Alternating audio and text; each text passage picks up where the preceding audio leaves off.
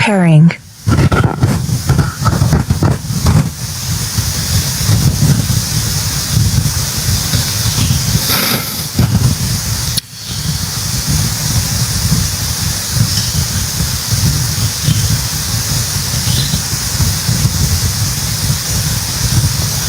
Bismillahirrahmanirrahim. Assalamualaikum warahmatullahi wabarakatuh. Alhamdulillah,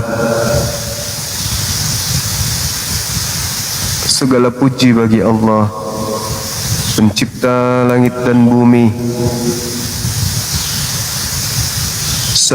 satu-satunya yang hak untuk disembah, hakikat yang maha suci lagi maha tinggi, Allah Azza wa Jalla. Salawat senantiasa tercurahkan dari lisan kita teruntuk yang mulia baginda Rasulullah Muhammad sallallahu alaihi wasallam. Hari ini alhamdulillah jumpa lagi kita pada sore hari ini membahas terkait tema siapakah pembinasa keji. Ini kita masih seputar ini ya teman-teman.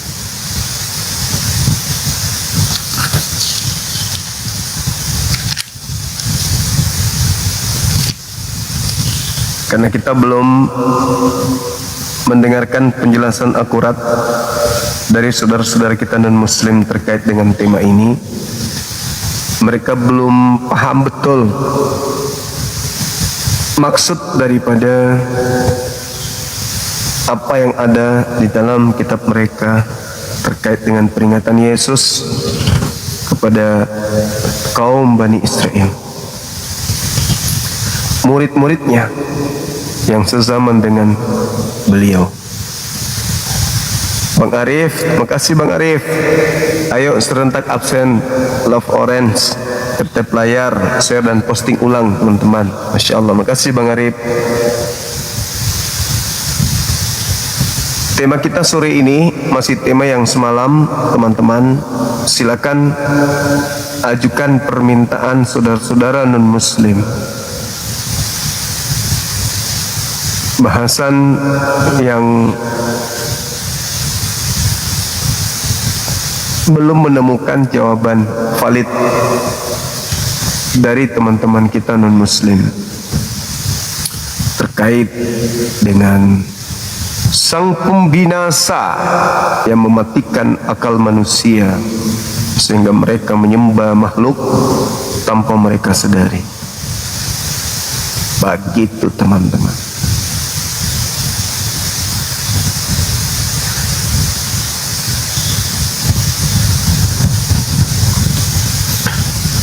Apa maksudnya tuh?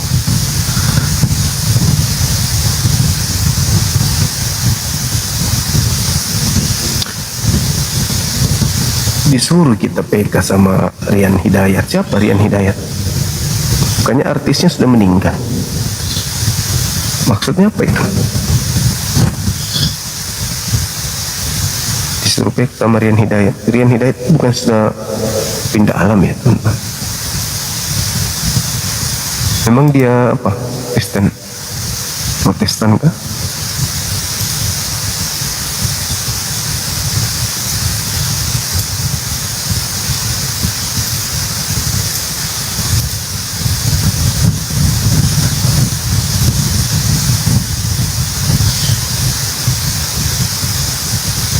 Silakan teman-teman non-muslim ajukan permintaan. Teman-teman non-muslim silakan.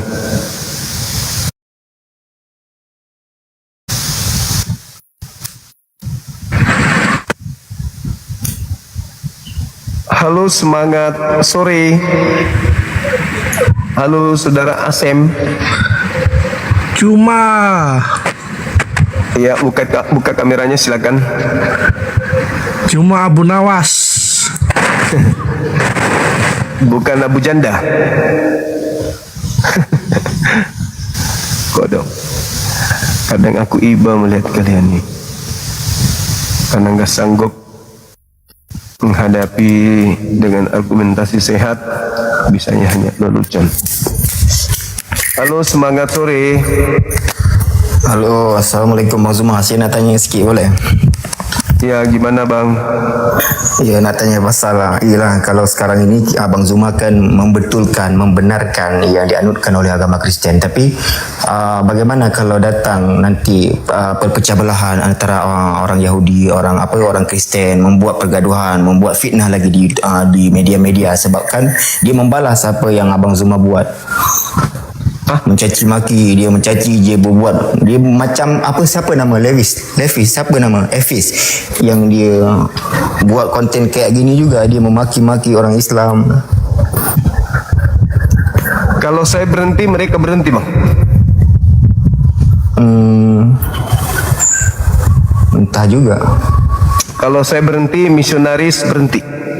Kalau saya berhenti, Lembaga Bible Indonesia melepaskan semua istilah Al-Quran di dalam Bible. Kalau saya berhenti. Betul, padahal saya hadir justru karena mereka yang lebih dulu. Oh, maknanya yang sebelum ini ada mereka yang lebih dulu yang memulainya. Oh iya. Allahu Akbar. Ya tu sebab kita kan kalau dalam agama Islam kan kita untuk Nabi Muhammad sering mengajarkan kita tentang akhlak yang mulia terhadap orang Yahudi kan, orang kafir. Illal ladzina zalamu minhum, kecuali di antara mereka terhadap orang-orang kafir yang ada di antara mereka, orang-orang zalim, kita harus tegas. Ya. Saya boleh bicara? Ya, dari mana bang? Katolik, Protestan, Islam? Dari Banten. Agama bang, agama. Islam. Silakan. Ya, saya hanya bicara tentang Edis TV ya. Dia bicara apa tentang Islam biarin aja. Itu agama Islam itu agama yang sehat. Kalau agama Kristen kan dia maksa, yuk masuk agama Kristen, tapi Islam kan nggak boleh. Yuk masuk agama Islam. Nah itu hebatnya Islam. Satu lagi, LGBT, homo atau sesama jenis sah nikah itu kan agama Kristen. Islam mana boleh. Nah itu hebatnya Islam. Kalau masalah Edis biarkan saja, namanya dia pengangguran cari duit. Toh yang ditanya Muslim yang bodoh, ditanya ayat dibaca Google seperti itu.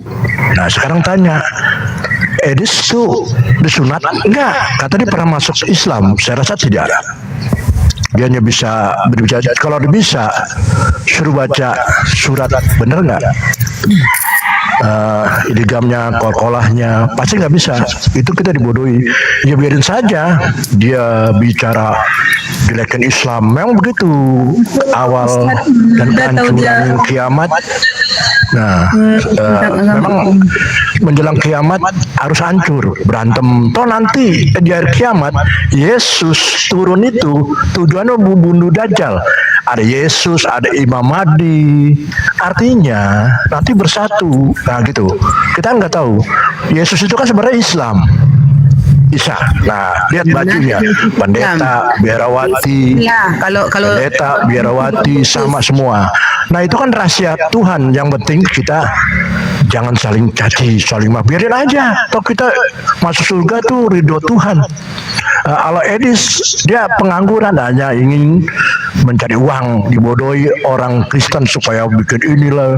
Sampai kapan pun Islam sama Kristen tidak akan perang. Itu janji Tuhan di Al-Quran. Nanti akan perang terakhir melawan Dajjal, Yajud, Majud. Ya gitu. Edis itu kan awal dia marah kan masalah somat. Nah, Ustadz Somat masalah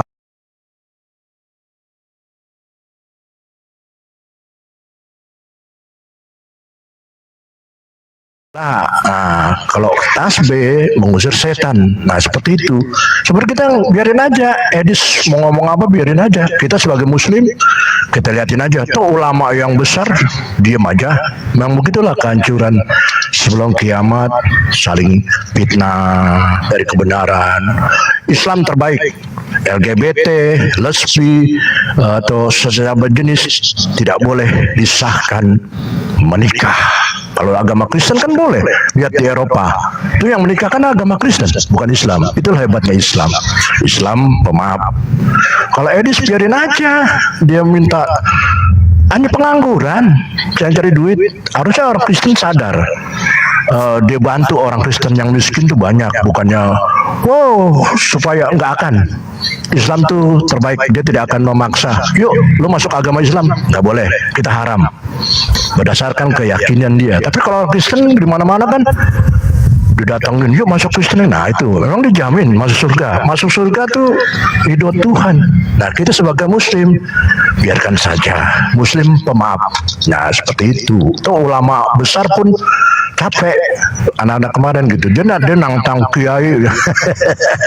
Saya lihat edis itu kalau membuat calokan dari Google, ada orang nanya, ya Muslim yang nggak tahu pengetahuannya, ya tetang kalah lah. Seperti itu. Makanya dia tidak berani menunjukkan mukanya. Selalu kadang-kadang pakai kacamata. Atau sekarang kan biarin aja. Islam tetap terbaik. Nah itu. Walaupun ada orang agama Islam suka berzina, suka makan uang haram, itu memang iblis. Ya, seperti itu. Islam terbaik, dia tidak akan jahat dengan agama apapun. Nah, seperti itu. Udah, biarin aja. Edis cari duit, dia pengangguran, kerja apa dia? Dan dia pengen dapat duit, di sono tinggal sono, biarin aja. Yang penting kita memaafkan saja. Kita maafkan. Nah, nggak usah kita marah. Tuhan paling benci kalau kita marah.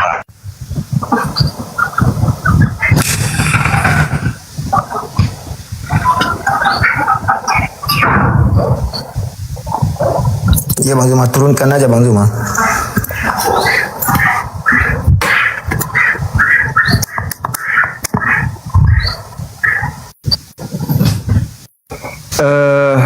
Betapa zolimnya kita. Ini untuk orang Islam nih yang di bawah. Betapa zolimnya kita. Orang bikin panggung. Sudah disiapkan kursi tamu, sudah disiapkan semuanya kan ya, segala sesuatunya untuk tamu oleh panitia pelaksana. Kita tidak diundang tuh.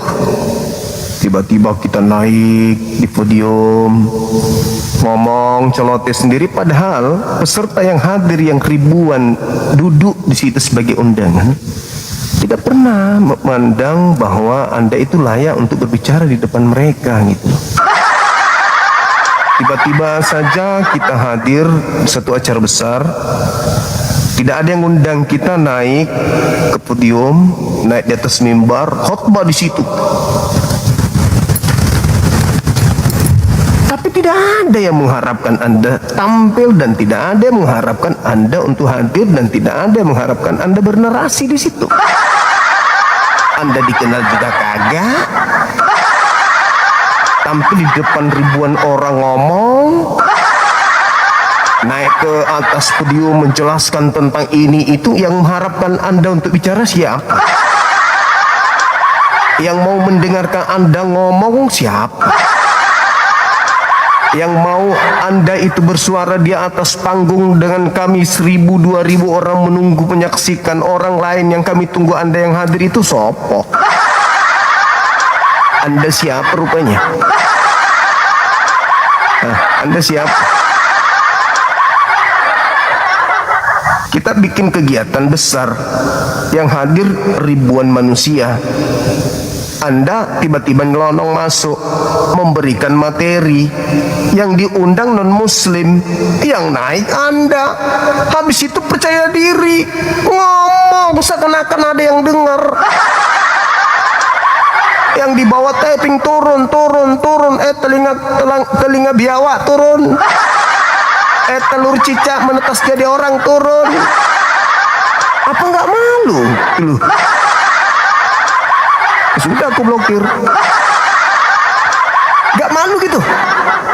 Tidak ada yang undang, bukan acara Anda.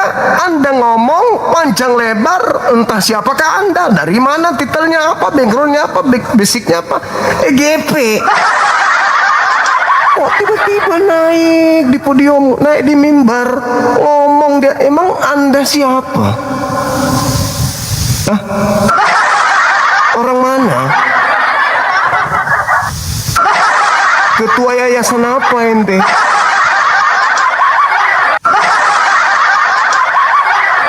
Islam bagus, Islam bangga, belajar akhlak, belajar tata krama, tahu tentang moral, norma, matamu.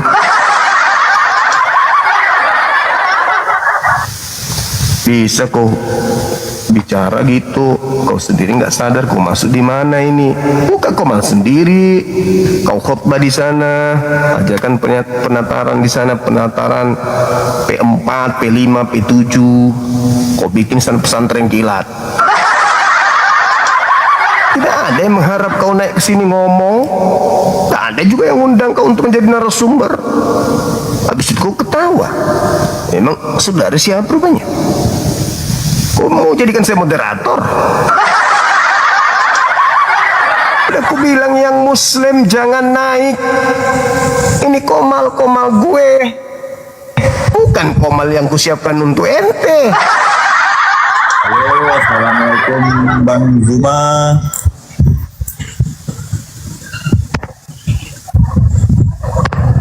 Halo, assalamualaikum Bang Zuma.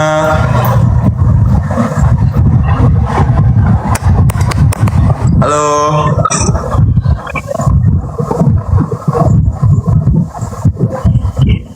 Siapa yang nge-lag ya? Aku bang. Assalamualaikum Bang. Ya, ada apa bang? Saya ingin bertanya sama Abang, boleh nggak Bang? Agamanya? Ingin belajar. Saya orang Islam, tapi saya ingin belajar sama Abang gitu nah. Belajar apa? Nah, saya kan orang Islam. Boleh tidak orang Islam menginginkan anjing? Hah? Menginginkan binatang seekor anjing, boleh tidak? Membingungkan. Menghidupkan seekor anjing gitu nah. Kita mengadopsi anjing. Saya ingin belajar sama Bang Zuma. Pelihara anjing? Buat apa Iya. bang? Buat apa? Ya maksudnya boleh tidak gitu? Boleh. Memelihara gitu. Boleh, tapi jangan taruh di rumah, taruh di kandang. Ya, saya taruh di kandang. Saya ingin belajar sama Gurunda Zuma, ingin belajar. Saya bukan ini sarjana peternakan abangku. Iya, itu boleh tidak gitu?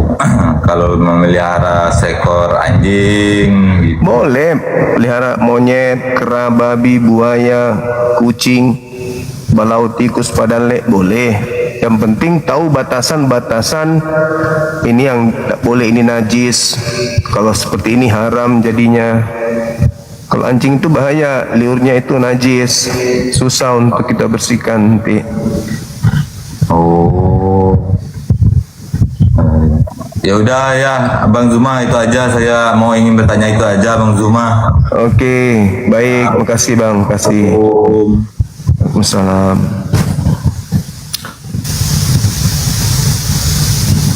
Kayak gitu coba.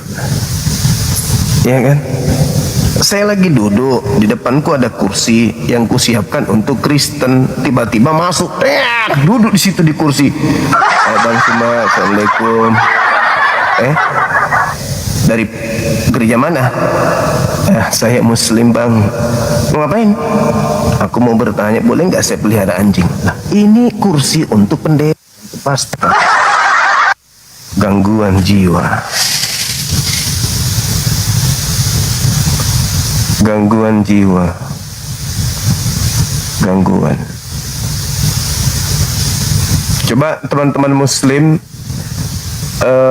batalkan permintaannya. Silakan dibatalkan permintaannya, naik ke atas. Halo Bang. Halo, semangat sore Katolik Protestan. Katolik Bang. Boleh buka kamera silakan. Gak usah Bang, saya mau tanya saja Bang. Justru itu buka kamera habis itu nanya silakan. Dan gini Bang, ini kan gue mau tanya ini kan biasanya orang Kristen, orang Islam itu selalu membubarkan gereja. Nah, saya ini Di mana itu? di berita itu banyak itu di TikTok biasa saya lihat. Oh iya. Udahlah, Iya. saya juga tahu kok. Kami di Oh sini di mana kejadiannya tuh di mana? ya saya lupa pokoknya di TikTok itu saya lihat. Oh di TikTok. Bisa nggak diposting 1000 kali? Satu kejadian diposting 1000 kali bisa nggak? Mana saya tahu, saya sudah lupa. Pokoknya saya pernah lihat itu orang Islam itu bubarkan Tapi gereja. kalau orang Kristen membakar masjid, Nah, itu membakar di mana? pesantren, Di mana dan kapan? oh, ya. Jangan bicara waktu perang, Bang. Itu kan perang waktu zaman. Siapa yang suruh datang perangi orang Islam di Indonesia? Katanya agama kasih. Kenapa datang ke Indonesia jauh-jauh nyebrang laut? Katanya orang kasih. Agama lu itu yang suka perang. Di mana agama saya perangi kamu? Coba. Ada kok di Al-Qur'an itu ada ayatnya. Oh iya. Perangilah kaum kafir. Apa itu? Agama apa itu? Kok kekerasan? Agama kok Dah, kau nangis aja sana. Nangis di sana nangis, kau nangis, garuk biji pelermu. Kau nggak tahu agamamu itu lahir dari kekerasan.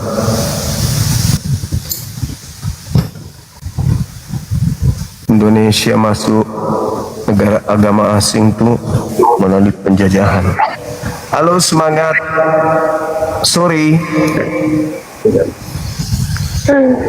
Semangat sore. Halo. Semangat sore. Katolik Protestan. Halo Bang Zuma. Halo juga.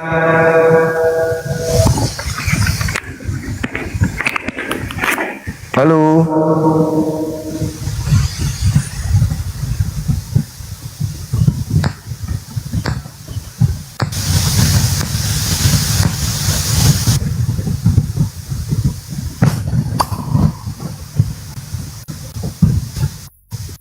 Terima kasih teman-teman yang sudah mendukung channel saya ini.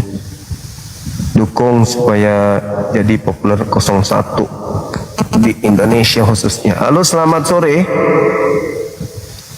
Semangat sore. Halo. Halo, makasih teman-teman. Halo, selamat sore. Halo, selamat sore Koko. Ya, Cece, selamat sore. Jumpa lagi kita, Ce. Iya. Buka Tidak usah kameranya, buka. Cece. Tidak usah Nanti saya mau bertanya diturunkan sedikit. sama blokir, Tidak. diblokir Saya nanti cuma sama. bertanya begini Koko. Soalnya saya lagi duduk-duduk ini belum. Saya masih kotor-kotor. Saya cuma Kan udah aku bilang kan, Cece nggak percaya moderatorku itu seperti malaikat maut. Kalau disuruh buka mau diskusi dan penting untuk didiskusikan, buka kamera, pakai bedak dulu, jangan lupa kasih kulit mentah di gigi, kunyit mentah maksudku. Halo, semangat sore. Halo, semangat sore. Mbak Rere. Halo. Halo. Silakan. tunggu Koko, saya buka kamera. Boleh. Kasih Cece. Koko, saya cuma mau tanya sama Koko. Kakak saya kan ada 3 orang mu'alaf. Toh, Ya. itu Koko yang keberapa ke-7, ke-6, ke-5. Terus mereka ini, yang satu ini, ya pernah saya lihat dia beribadah di masjid. Tapi yang dua ini tidak pernah. Terus bagaimana itu Koko? Berarti dia tidak menjalankan Islam dengan baik. Kakaknya, saudaranya perempuan atau laki-laki? Laki-laki Koko. Iya, harusnya kalau laki-laki itu tempatnya berjamaah itu di masjid. Gitu. Tapi Jadi kalau mereka dalam Islam, tidak dalam Islam itu bagaimana itu hukum? Tapi orang Ya, maksudnya sholat dalam di rumah rumah tangga mungkin. itu rukun. Dalam rumah tangga itu rukun, sudah ada yang satu itu, yang dua itu sudah ada cucu. tapi mereka sholat di rumah. Tidak. Yang dua Nah, ini tidak. harus sholat. Islam itu wajib sholat. Jadi kalau dia meluk Islam tidak sholat, ya itu sama aja. Harus sholat. Islam itu harus sholat. Iya kan, bersaksi tiada Tuhan selain Allah. Kalau bersaksi tiada Tuhan selain Allah, ya harus tunduk, harus sujud. Kalau ada umat Islam tidak sujud, berarti dia sama seperti iblis yang tidak mau sujud. Iblis itu tidak mau sujud. Kalau ada umat Islam yang tidak mau sujud, ya boleh dibilang kategori dengan iblis itu. Masih ada iblis dalam hatinya berarti. Terus kalau kayak Bang Ulis itu, saya tanya dia kan dia masing-masing agama. Terus kalau di dalam agama Islam itu bagaimana? Koko. Jatuhnya ke berzina karena beda akidah, bersetubuh nggak boleh. Harus sama-sama seakidah Islam. Kalau tidak, dia itu mencemarkan diri.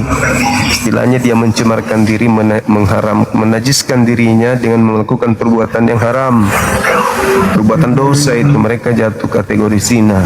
Harus Berarti itu masuk Islam. Berarti itu kayak kalau tidak sah begitu di dalam Islam. Iya, itu zina jatuhnya. Begitu. Iya, cuma itu saya tanya Koko saja. Iya, Nah, makasih.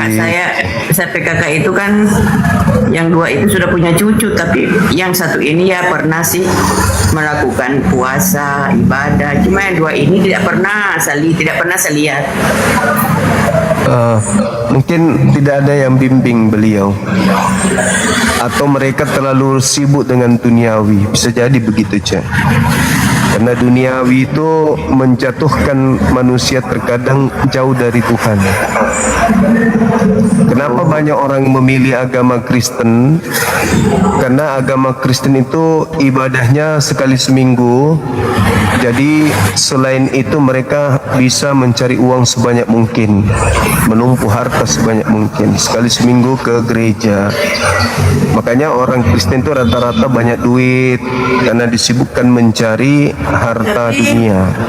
Tapi ada Koko, sampai Koko yang paling tua, dia sudah almarhum, dia juga mualaf.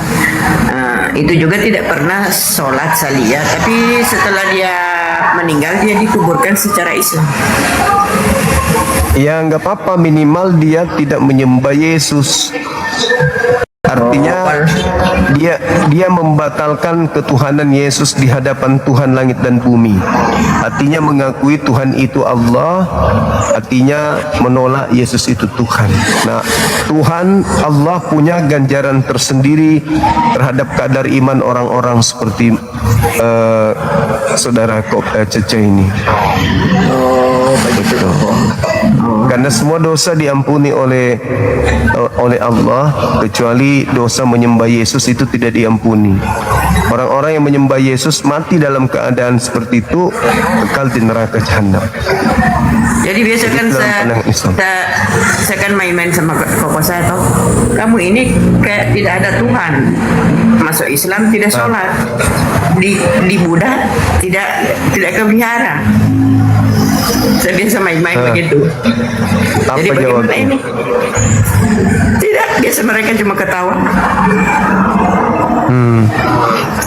Iya. Iya, itu saja kok saya tanya kok. Oh iya, makasih Cece, Iya, makasih. makasih kok. Iya, Saya turun kok. iya, makasih Cece. Ya, sore, Sehat Koko. selalu, sore juga. Baik, teman-teman, silakan hadir naik lagi yang lain. Koko Suma senantiasa mengasihi kalian semua.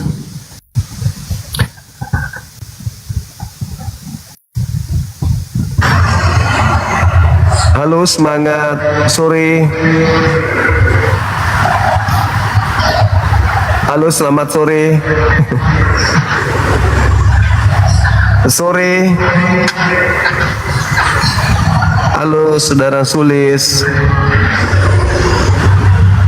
Apa kabar? Ada onde-onde kah? Halo. Halo Bunda. Bunda Korla.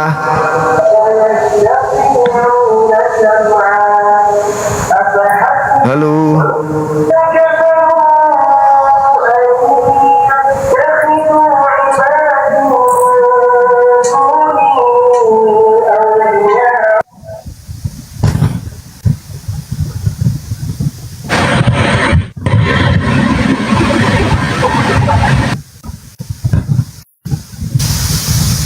Nah, hitungan ketiga terblokir.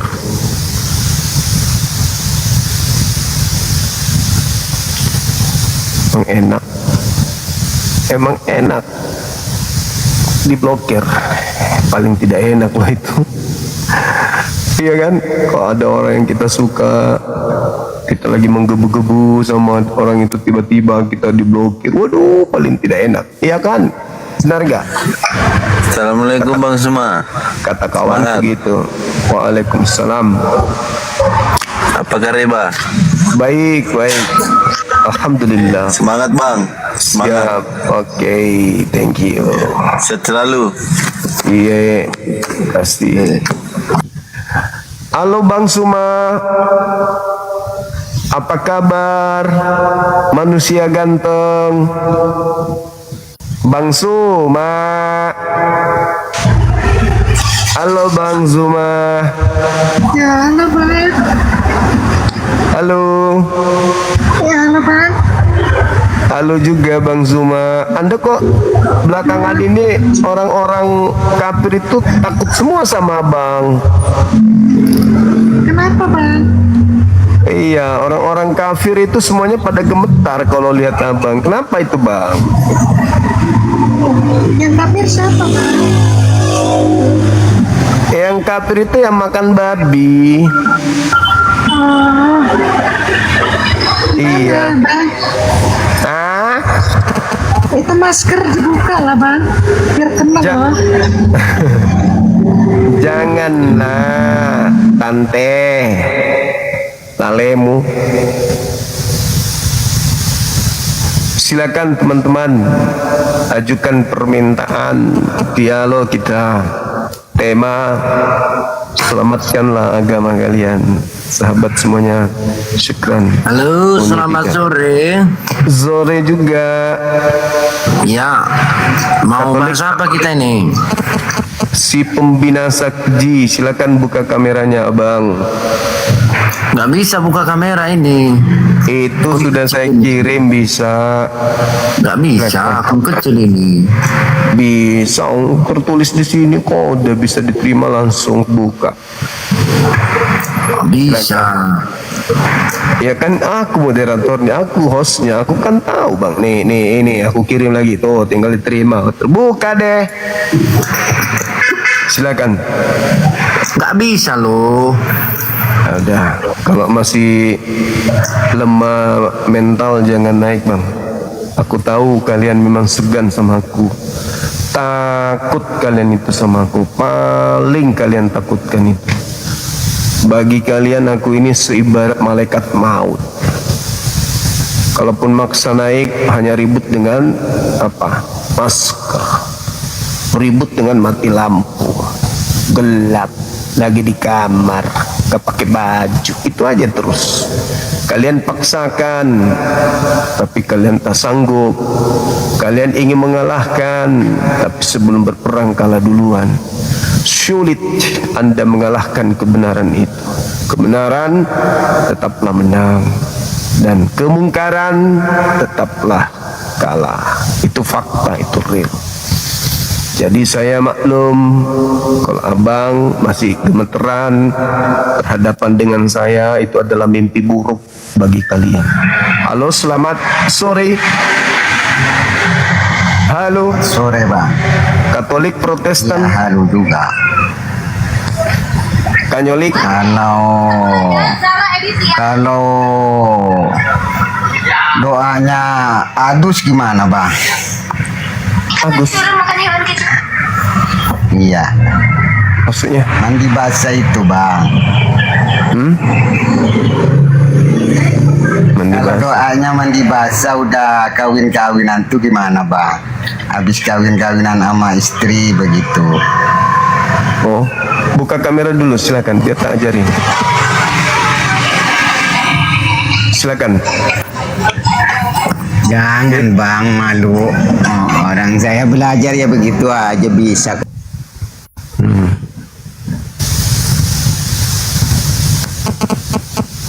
Enak toh? Enak. Suruh buka kamera, malah khotbah.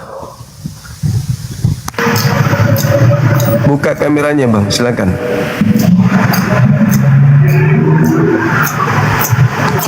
Halo. Buka kamera, diskusi kita, silakan. Yuk diskusi. Yuk, halo saudara Maria. Astagfirullahaladzim, ya Allah ya Karim. Bintang bokep lagi yang muncul.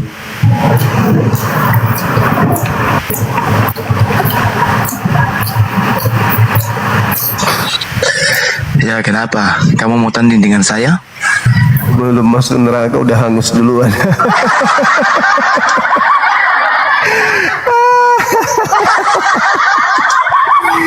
Aduh, mana.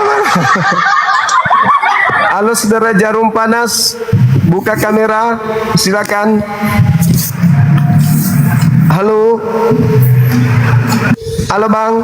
Bentar bang, pakai baju dulu ya. Katolik Protestan. Protestan. Oke, silakan buka baju. Buka kamera, pakai baju. Bentar bang, nih aku pasang dulu bajunya. Kok lama kali? Karena nih. Temanmu ini sudah bakar menyan tuh di bawah tuh. Rambutnya mirip rambutku tuh. Nah, cuman dia bau keteknya itu loh, menyengat. Jarak 10 meter baunya ketek, bau asyuh. Aku mau nanya om, kapan terakhir makan tikus? Saya mau tanya dulu kapan kamu mau terima Yesus? Kapan terakhir makan tikus? Kutanya dulu baik-baik, jawablah. Kapan kamu terakhir makan tikus? Saya nggak pernah. Kamu kapan terima Yesus? Oh, gak pernah makan tikus. Kalau makan anjing? Iya. Senang kali dia makan anjing. Enak. Kalau makan kucing pernah? Enggak. Kenapa? Kucing enak katanya. Apa saja yang pernah kau makan? Biawak. Coba cium. Bukti sayang sama binatang. Kasih, cium. Bilang gitu. Bibir sama bibir. Coba. Cipok. Oh, mama kok mirip.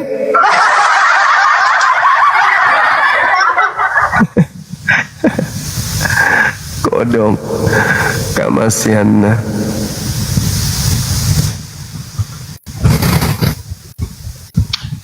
Mirip teman-teman. Halo. Kebur. kabur.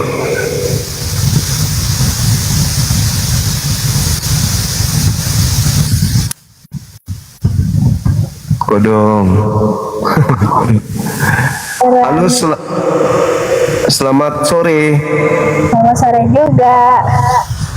Iya, Katolik Protestan.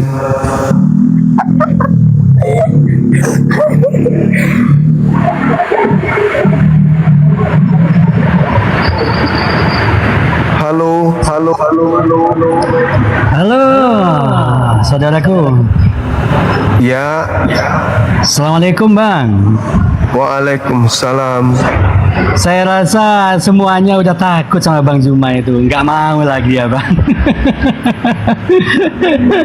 Saya suka dengan itu Bang Zuma itu. Iya, belum ditanya udah kabur duluan. Gimana, Bang? Kita nyimak dari bawah tadi. Subhanallah.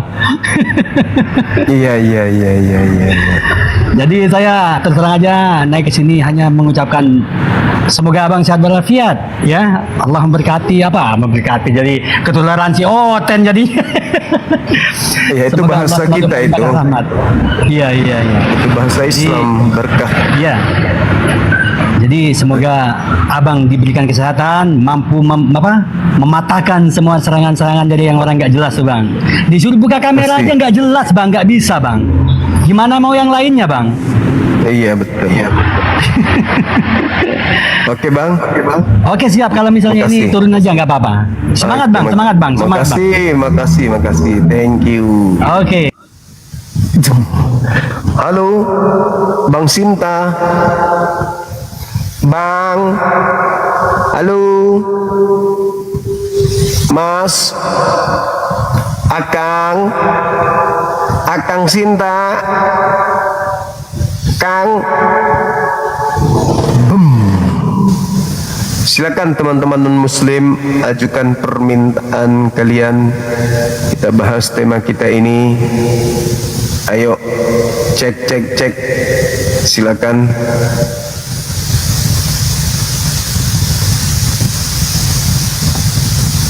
Kelihatannya memang teman-teman kita Kristen ini sudah mulai takut.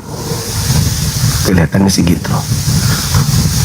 Takut karena mereka tahu bahwa kita Muslim paham isi kitab mereka.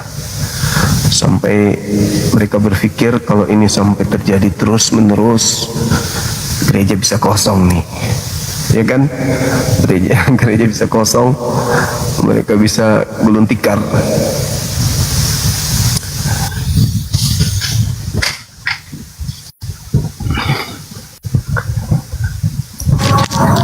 Semangat sore.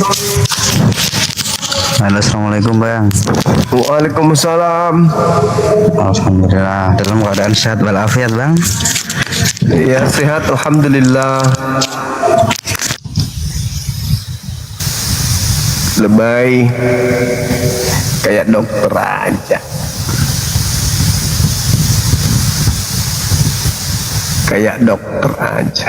Halo, selamat sore. Tut.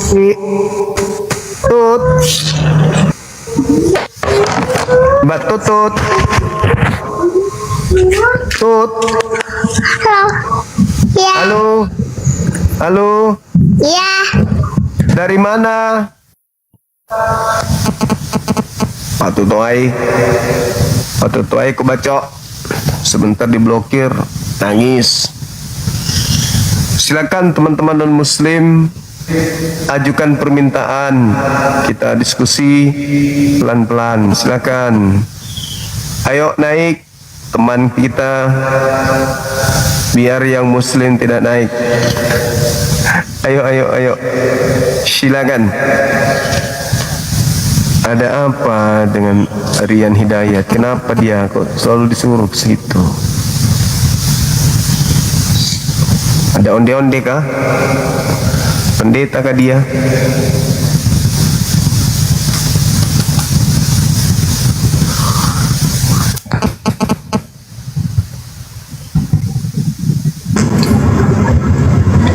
Semangat sore. Semangat sore. Ya, silakan Temanya bernarasi apa, Bang duluan. Zuma? Gak usah tanya tema karena kau tidak akan nyambung. Silakan aja sembarang ngomong. Lanjut. Siapa pembinasa keji itu Zuma? Yang menghantarkan manusia masuk neraka jahanam. Siapa itu Zuma? Iblis. Yang diusir pengikutnya oleh Yesus. Siapa yang diusir Zuma? Yesus usir Yang siapa? memanggil, Iblis ya. yang bermukjizat pakai nama Yesus. Matius 7, 22, 23. Oh, Petrus juga menghidupkan orang mati pakai nama Yesus. Tapi mereka Petrus melakukan Taurat. pembinasa. Tapi mereka melakukan Taurat dan mereka Bani Israel. Yang dimaksud Yesus di sana adalah Siapa? non-Israel. Tapi nyamar menjadi domba padahal mereka serigala non-Yahudi. Makan babi. Siapa yang non Israel Zuma?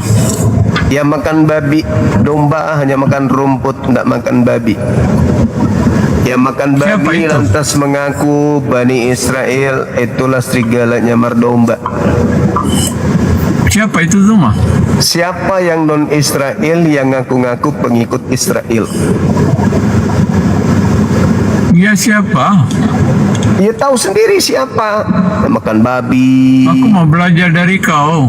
Yang makan babi, mengaku pengikut Yesus, yang bermujizat pakai nama Yesus. Siapa di luar Yahudi yang melakukan itu? Di luar Yahudi, Yang bernubuat mengusir setan, bermujizat pakai semua nama Yesus. murid-murid, semua rasul adalah Yahudi. Ya, lalu siapa yang di luar Yahudi yang mengusir setan pakai nama Yesus? Semua murid-murid Yesus, semua rasul Yahudi semua. Siapa yang bukan Yahudi? Kalau murid iya, tapi di luar murid ada juga non Yahudi yang bermujizat mengusir setan pakai nama Yesus. Siapa dia? Ya siapa? Hindu bukan, Buddha bukan, Islam juga bukan, Yahudi juga bukan. Lalu siapa yang bukan Yahudi tapi ngaku-ngaku pengikut Yesus? Itu siapa? Petrus mengaku dia Kristen. Itu orang Yahudi. Yang Iya, tidak Petrus Yahudi, kata dia Kristen. Dia yang dan bukan rekan-rekannya Yahudi, Kristen. yang bukan Yahudi tapi ngaku murid Yesus. Itu siapa? Hindu, Buddha, Islam atau Kristen? Siapa? Siapa yang bukan Yahudi tapi ngaku pengikut Yesus? Semua murid-murid Yesus Kristen. Siapa yang bukan murid-murid? Siapa yang bukan Yahudi yang mengaku murid Yesus? Dia 1 Petrus 4 ayat 16. Petrus mengaku dia Kristen. Dia adalah rekan-rekan Kalau Yahudi. Petrus Yahudi, di luar Yahudi yang ngaku-ngaku murid Ya, Yesus dia mengaku itu dia siapa? Kristen. 1 Petrus 4 ayat 16. Baca. Teman-teman, udah aku bilang kan, kalau bicara agama, Kristen yang pernah harap dari mulutnya itu Orang ada pakai ilmu. data kok alcongor. Siapa orang-orang yang tidak berdarah Yahudi mengaku murid Yesus? Islam atau Ya, Kristen? Petrus mengaku dia Kristen. Petrus kata saya dan rakan-rakan adalah Kristen. 1 Petrus 4 ayat 16. Yahudi Tidak mereka. akan pernah kita temukan ilmu dari orang-orang Kristen. Semua Kalau mereka lagi bahas tentang agama. Kristen awal semuanya Yahudi. Coba Kau tahu kah? dengarkan saya. Lihat aja, Iya. dengarkan aja tuh. Kita nggak dengarkan mulutnya. Kita ngomong apa, dia bahas. Orang pakai data. Petrus mengaku dia Kristen. Dia dan Halo, selamat rakan-rakannya. Kau sore, mau bantah saudara apa? Delon. Itu mah. Kristen Katolik bang. Kau bantah 1 Petrus 4 ayat 16. Halo. Berani kau? Buka kamera silakan. Saya turunkan yang gila ini. Silakan buka kamera, kita diskusi. Oke. Jangan ikuti bapak yang gila tadi.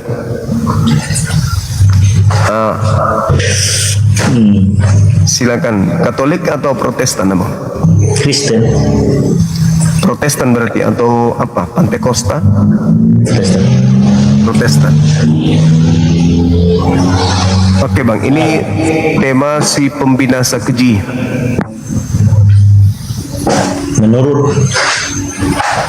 Menurut Yesus. Jangan menurut Nabi Muhammad, kena kalian nanti. Kok menurut Yesus? Enggak, menurut Bible aja, jangan ditafsirkan.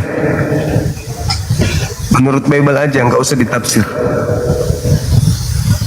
Matius 24 nomor 15. Matius 24 nomor 15. Boleh sampai data nomor 26. Boleh. Jangan ditafsir.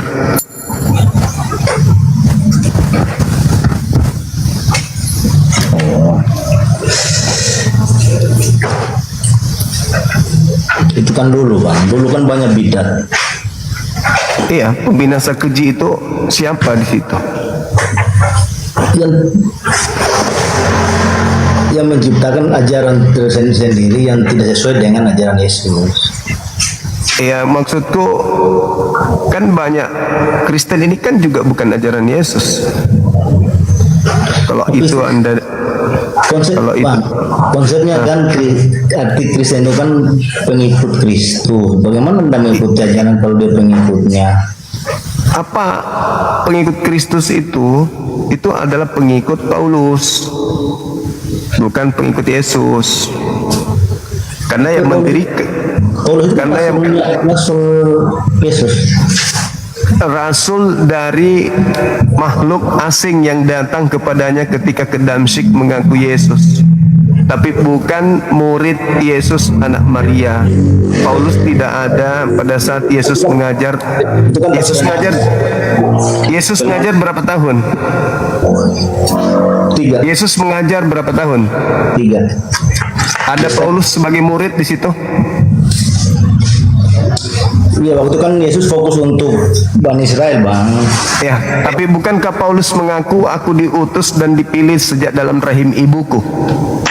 Dipilih sebagai apa? Itu kan kesaksiannya. Iya, dia dipilih sebagai dia dipilih sebagai apa? Sebagai rasul, nyata dia sebagai rasul. Rasulnya siapa? Wong Yesus tidak pernah bertemu sama dia kok.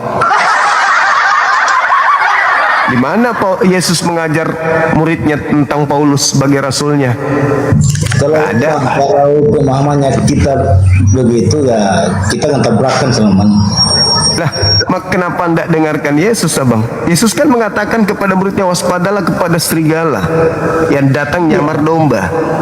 Iya, waktu itu memang waktu itu kan banyak. Nah, sekarang siapa yang datang kepada murid Yesus bukan murid Yesus, ngaku murid Yesus? Siapa itu? Tapi kenyataannya apa untungnya buat dia? Dan menguntungkan kalau dia punya niat jahat. Untungnya pengikutnya miliaran loh Paulus itu. Iya betul. Tapi manfaatnya secara langsung buat dia apa? Nggak ada manfaat. Sama seperti kalau dia mati. Sama seperti iblis kalau ditanya apa untungnya dia tidak mau tunduk kepada Adam. Beda iblis bang. Beda iblis. Kita beda. Apa bedanya? Apa bedanya? Iblis tidak ada untungnya, melainkan hanya mendapatkan neraka. Tetapi iblis mau, yang penting dia jadi penyesat. Coba. Iblis bisa disamakan dengan manusia. Manusia ini kan makhluk termulia yang diciptakan segambar dan serupa dengan Allah. Tapi kan Yesus mengatakan waspadalah kepada penyesat yang datang kepadamu, memakai namaku dan berkata akulah Kristus. Berarti ada penyesat yang datang kepada murid Yesus, memakai nama Yesus, ngaku-ngaku pengikut Yesus, ngaku-ngaku utusan Yesus, ngaku-ngaku rasulnya Yesus, padahal Yesus tidak mengenalnya. Kita kan lihat realita kan. Kalau seandainya dia ini penyesat, dia kan akan kontra dengan 12 murid Yesus.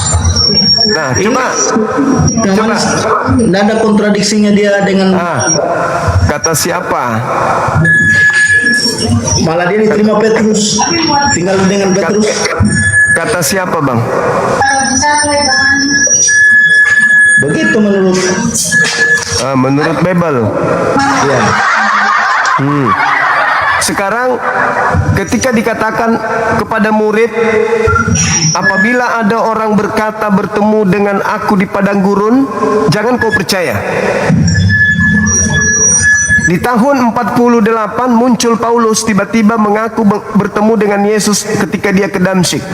Nasihat Yesus kepada ke-12 muridnya selama 3 tahun ngajar penginjilan, percaya atau jangan percaya, Bang? Tapi kan bukan mengarah ke Rasul Paulus. Lalu mengarah kepada siapa? Dia satu-satunya yang menggenapi. Banyak bidah begitu. Banyak yang sesat itu. Kenapa Anda mengecualikan Paulus? Ya ajarannya tidak kontradiksi dengan Oke. Baik. Yesus apakah menghalalkan babi? Begini, Bang. Itu dulu. Itu sudah hukum, makanya kenapa hukum Taurat ditiadakan itu sudah hukum-hukum begitu. Itu yang Anda tadi mengatakan apa kontradiksi? Begitu saya tunjukkan langsung, hukum Taurat itu adalah begini dan begitu. Katanya Anda mau mencari kontradiksi. Pernyataannya itu kan, Bang, tidak ditegur 12 murid. Gimana ceritanya? Murid-murid Yesus tidak pernah bertemu Paulus selain setelah ketika ingin menganiaya. Kan Yesusnya mengatakan, waspadalah kepada penyesat yang datang kepada kamu. Siapa yang datang kepada murid Yesus, Bang? Rasul Paulus ini kan ditugaskan untuk memuridkan bangsa-bangsa lain, bangsa-bangsa yang tugaskan siapa? Yesus. Di mana Yesus pernah melakukan penginjilan kepada Paulus? Di mana? Itu bukan Yesus, Bang. Artinya kan menurut Abang, saya bilang, bukan. Kalau itu ditolak Abang, ya kita kan kontradiksi selamanya. Nggak bisa. Ini kan iman itu kan nggak bisa. Kenapa Anda tidak mendengarkan nasihat Yesus kalau gitu? Kalau Anda pengikut Yesus, ya konsepnya lain, Bang. Bukan mengarah ke Paulus. Maksudku, kenapa saudara tidak mengikuti nasihat Yesus kalau Anda pengikut Yesus? Ini kan tradisi, ada tradisi Yahudi. Itu Taurat itu kan diturunkan untuk Bani Israel. Segala aturan di situ dikhususkan untuk Bani Israel. Hubungannya dengan Kristen apa? Ya. Hubungannya dengan Kristen apa? Ya, tunggu, setelah Yesus naik ke surga, ada tugas. Jadikanlah semua bangsa muridku. Waktu itu bukan sekarang. Itu siapa itu? Ya. Siapa itu, Bang? Murid-muridnya ditugaskan untuk jadi. Siapa yang menugaskan mereka? Yesus. Dari mana Anda tahu itu Yesus?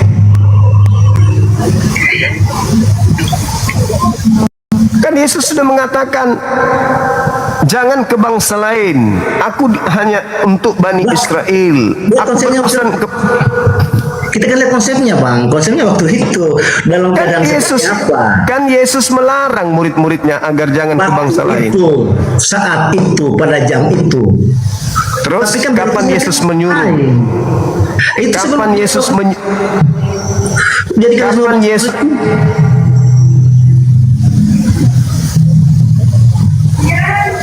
Makanya ini nggak bisa kita, karena memang beda pemahaman, makanya susah. Ya kenapa Anda tidak mendengarkan Yesus? Itu susahnya tuh di situ. Kenapa Anda tidak mau mendengarkan Yesus gitu loh?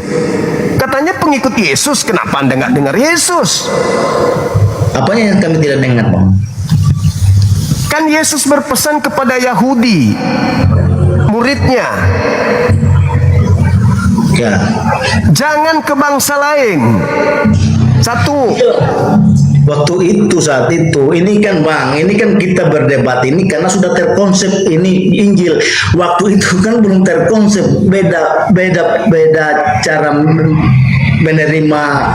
Oke. Baik. Karena sudah terkonsep, makanya kita merasa ini kenapa beda, ini kenapa beda. Oke, baik. Baik. Oke, saya maklum pengetahuan Anda masih minim. Pengakuan pergilah ke seluruh bangsa itu terjadi kapan? Setelah Yesus menamatkan ajarannya atau belum tamat ajarannya? Sudah naik ke surga. Nah, berarti bukan Yesus lagi. Susah Bang ini. Bisa Bang, saat ini kan imannya Kristen itu Bang. Saat ini pun orang Kristen itu bisa berkomunikasi langsung dengan Yesus. Nah, itu dia. Itulah kesesatannya Kristen. Yesus berkata kepada kaumnya Bani Israel, kalau ada yang mengaku aku, jangan kau percaya, itu iblis. Makanya karena waktu itu kan banyak nabi palsu yang mengaku Mesias waktu itu. Siapa aja? Satu. Saya tapi enggak ada. Yang ngaku Mesias itu yang datang ke Ananias, yang ngaku Mesias itu yang datang kepada Paulus, yang ngaku Mesias itu yang datang kepada Markus, yang mengaku Mesias itu yang datang kepada penulis kitab Wahyu. Itulah Mesias palsu itu. Sedangkan Yesus mengatakan kepada yang asli, murid aslinya, jangan kau percaya, itu bukan aku. Tapi Petrus sampai ke Roma. Itu bukan Petrus. Loh, Paulus sendiri mengatakan. Loh, ini nggak bisa saling menghargai. Paulus yang mengatakan itu bukan Petrus. Galatia 2 nomor 8. Paulus sendiri yang berkata, Petrus diutus hanya kepada orang-orang yang bersunat. Aku diutus untuk orang-orang yang tidak bersunat. Anda mungkin mengatakan bahwa buku Petrus itu catatan murid Yesus. No, namanya doang yang dipakai biar dianggap itu tulisan Petrus. Itu bukan murid Yesus yang menulis buku Petrus itu. Begitu juga buku Matius, itu bukan catatan murid Yesus, Matius bukan. Begitu juga buku Yohanes, itu juga bukan murid Yesus yang menulis buku Yohanes. Apalagi Lukas bukan murid Yesus. Apalagi Markus bukan murid Yesus. Begitu juga Paulus bukan murid Yesus. Tidak ada murid Yesus menulis Bible. Cuma namanya yang dipakai biar dianggap paten, biar dianggap itu murid Yesus, padahal bukan. Itu kan menurut Abang dihargailah karena kita yang berbeda. Lah, itu fakta. Murid Yesus tidak ada yang menulis pada saat Yesus ada di tengah-tengah mereka 3 tahun loh. 3 tahun. Yesus penginjilan cuma 3 tahun. Sebelum Yesus terangkat ke langit, sebelum penangkapan terjadi tragedi penyaliban, Yesus sudah menamatkan kurikulum materi pengajarannya sebagai guru. Yohanes 17 nomor 8. Segala firman yang engkau Bapa berikan kepada aku telah aku sampaikan kepada murid-muridku. Murid-muridku telah menerimanya dan mereka percaya bahwa engkaulah yang telah mengutus aku. Titik. Murid di tahun 30 sudah menerima semua firman dari Yesus. Itu kan posisinya ungkapan itu kan dalam memposisikan Yesus sebagai manusia dan sebagai iman. Sebagai Tuhan itu, siapa punya ajaran itu sebagai Tuhan, kan itu penambahan Mesias palsu. Makanya diwaspada, murid-muridku waspadalah akan datang penyesat. Siapa penyesat itu? Dia yang ngaku-ngaku aku tetapi menggiring manusia untuk dituhankan. Itu iblis datang memakai namaku. maka Anda korbannya. Anda menganggap yang datang kepada Paulus, Ananias di Pulau Patmos itu Yesus, padahal bukan, itu Lucifer. Kami meminta itu Yesus, Bang. Ya, menurut Anda, tapi kan Tidak, pesan Yesus itu imannya kami. iya, saya hargai. Kan aku bilang, Bang, yang diminta berhati-hati cuman Yahudi, bukan diminta hati-hati orang Kristen. Orang Kristen mau nyembah makhluk itu silakan aja, kan Yesus bukan muridnya. Kalian bukan murid Yesus. Kalian mau menyembah asbak rokok juga silakan. Yesus pengikut Kristus yang datang kepada Paulus kan? Datang selama 3 tahun Yesus penginjilan, ada nggak Yesus berfirman berkata untuk orang Kristen di luar Yahudi, ada nggak? Memang belum ada Kristen waktu itu, Bang. Iya, memang karena Kristen ini berasal dari Kristus yang palsu itu. Yesus itu turunan agama Yahudi ini ada.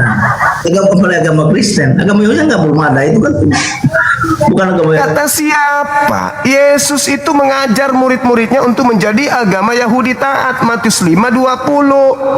Mereka murid Yesus harus menjalankan agama Yudaism, lebih taat daripada ahli Torah kepada Taurat. Itu kata Yesus. Sedangkan Kristen ini adalah kelompok asing di luar Yesus yang mengatasnamakan Yesus tapi bukan Yesus. Siapakah yang disembah oleh orang Kristen di hari Minggu? Ya, Lucifer. Bukan dalam nama Yesus. Matius 5 ayat 20 bukan agama Yahudi. Gimana sih? Jika hidup keberagamaanmu tidak lebih benar dari ahli Taurat dan orang Farisi, kau tidak akan masuk dalam kerajaan surga. Betul? Iya. Nah, berarti orang-orang murid Yesus harus lebih taat daripada ahli Taurat dengan orang Farisi. Karena orang Farisi hanya mengajarkan tapi tidak mempraktekkan. Yesus minta murid-muridnya menteorikan dan mempraktekkan hukum Taurat. Itu baru dibilang lebih benar. Matius 23 nomor 1. Apa kata Yesus di situ? Ahli Torah dan orang Farisi telah menduduki kursi Musa. Dengarkan setiap perkataan mereka, tapi jangan kau ikuti pekerjaan mereka. Sebab mereka hanya membicarakan Torah, tapi mereka tidak mempraktekkan Torah itu. Maka hidup lebih baik adalah menteorikan dan mempraktekkan. Makanya Yesus ditanya sama muridnya, Guru, bagaimanakah caranya bisa aku memperoleh hidup kekal? Apa kata Yesus? Matius 19, 16 dan seterusnya. Kata Yesusnya, lakukan segala isi Taurat. Lakukan. Oh sudah Guru, aku sudah melakukan itu dari sejak aku kecil. Kata Yesus, jual seluruh hartamu, berikan kepada si miskin. Setelah kau lakukan itu, barulah kau bisa jadi pengikutku. Nah, sedangkan Kristen masih melakukan Taurat enggak? Kan tidak. Bagaimana mungkin Kristen ini pengikut Yesus? Syarat pertama menjadi pengikut Yesus, 1, melakukan seluruh isi hukum Taurat. Kedua, menurut Abang? Apa isi hukum Taurat menurut Abang? Hukum Taurat semua 613 perintah yang ada di dalamnya harus kalian lakukan sebagaimana orang Yahudi melakukan hari ini. Mereka masih melakukan.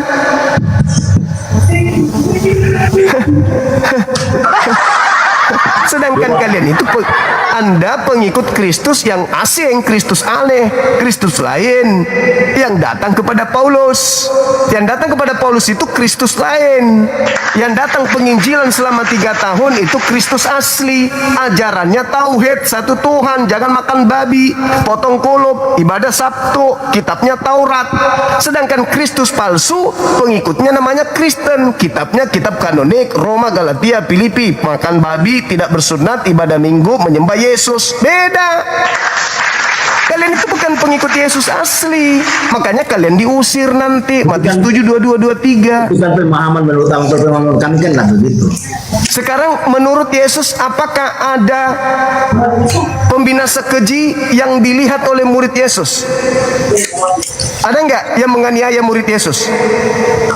Iya. Siapa? Paulus. Ya itulah pembinasa keji itu. Iya, makanya akhirnya kan ini bertobat. Bertobat itu untuk berdiri di tempat kudus seperti yang dinubuatkan oleh Nabi Daniel.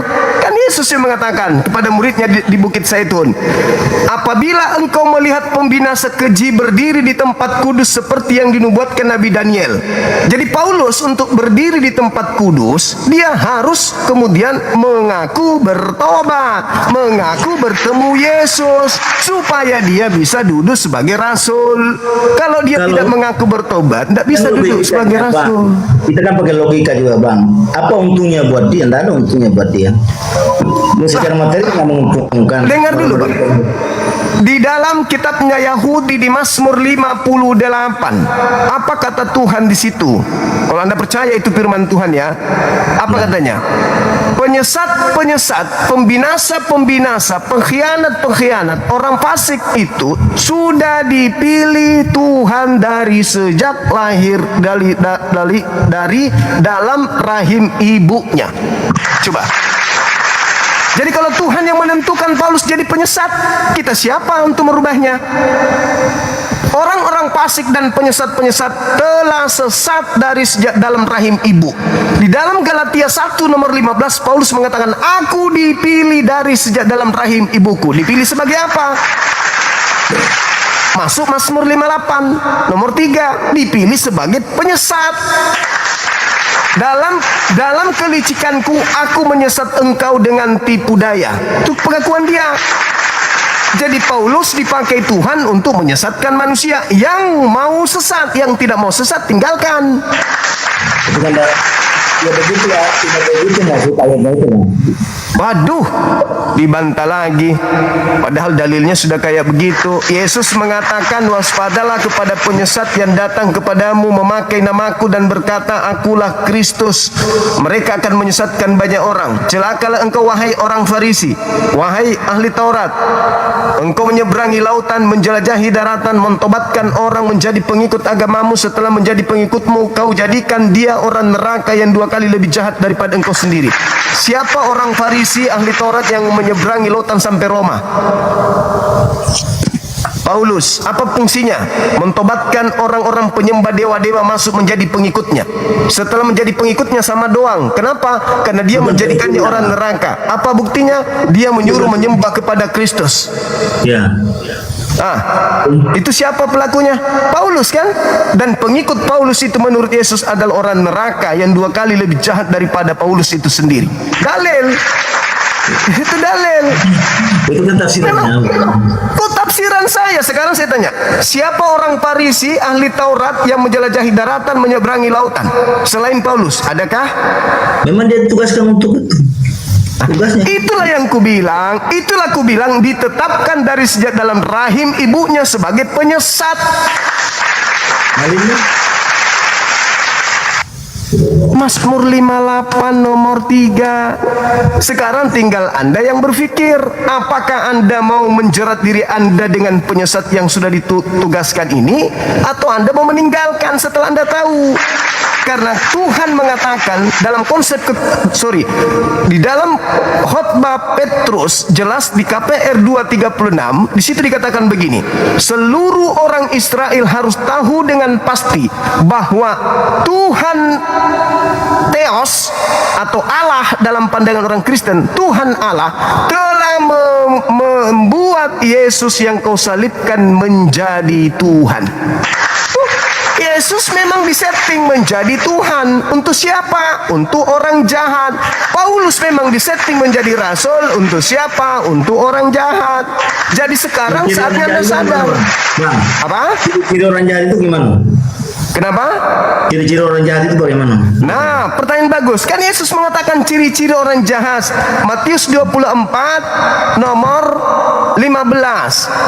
Apabila engkau melihat pembinasa keji berdiri di tempat kudus seperti yang dibuatkan oleh Nabi Daniel. Ciri-ciri penyesat pembinasa keji menurut Nabi Daniel tertulis di Daniel 7 nomor 25. Pertama, dia sang pembinasa keji menantang perkataan Sang Yang Maha Tinggi. Apakah Paulus menantang Taurat? Yang mana Taurat? Semua Taurat dia tantang. Apa kata Paulus? Di dalam Filipi 3 nomor 8 Paulus. Ada kan hukum Taurat, ada hukum seremonial, Bang. Oh, semuanya dihapus oleh Paulus. Efesus 2:15, dengan matinya Yesus, dia telah membatalkan hukum Taurat beserta segala perintah ketetapan yang ada di dalamnya. Semuanya.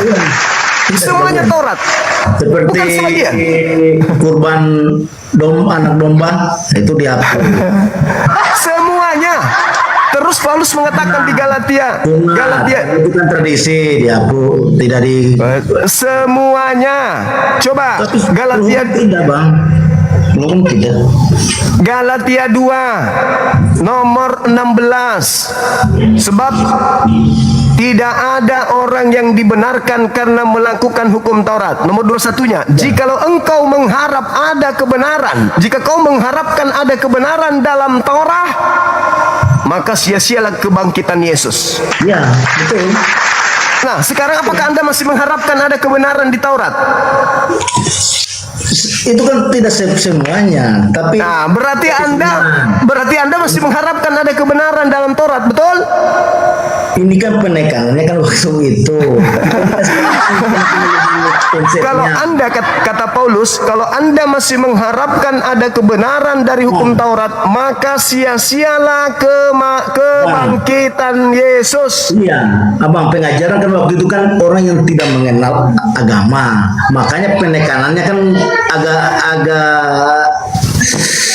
vulgaran begitu. Beda lah sekarang kita sudah berpendidikan, yang memahaminya pakai logika. Galatia 5 nomor 2, nomor 3, nomor 4. Kalau keadaannya seperti sekarang ya enggak begitulah bahasanya. Oke lah, Bang, kalau udah pastor begitu angkat tangan saya, Bang. Iya, saya hanya bisa memahamkan orang-orang yang menggunakan akal sehat. Paulus sendiri mengatakan, barang siapa yang menyunatkan dirinya, Yesus Kristus tidak berguna baginya. Aku mengatakannya sekali lagi kepadamu, jika engkau mengharapkan ada kebenaran dari hukum Taurat, maka engkau akan keluar dari kasih karunia. Yesus Kristus tidak berguna bagimu jikalau sekiranya ada kebenaran oleh hukum Taurat. Karena bukan karena perbuatan kita, dosa kita dihapus, tapi karena kasih karunia Tuhan. Begitu makanya. Apa lagi jauh kali, Bang. Kasih karunia Tuhan itu hanya diberikan Tuhan kepada mereka yang tertulis dalam Ulangan 11 nomor 1, Yosua 22 nomor 5. Yang disebut kasih karunia dari Tuhan dan kasih kepada Tuhan adalah tekun dengan setia menjalankan seluruh perintah-perintah yang diberikan Tuhan melalui Nabi Musa. Tekun dengan setia menjalankan segala perintah. Pada saat duduk, pada saat berjalan, pada saat berdiri, baru disebut kasih kepada Tuhan. Sementara hukum utama adalah, dengarlah wahai Israel, Tuhan itu esa. Kasihilah Tuhanmu dengan segenap hatimu dan seterusnya. Berarti hukum utama adalah menjalankan hukum Taurat. Hukum kedua adalah mentaati Yesus untuk menjalankan hukum Taurat dan mengajarkan Taurat itu kepada Bani Israel. Hukum Taurat ini kan, Abang, tidak sesuai menurut Abang. Saya hanya berdasarkan dalil, Bang. Saya tidak berani mentafsir.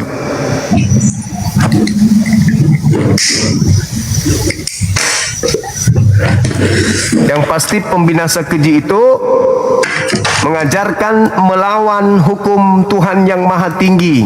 Hukum Tuhan yang maha tinggi, jangan ada ilah lain di hadapanku.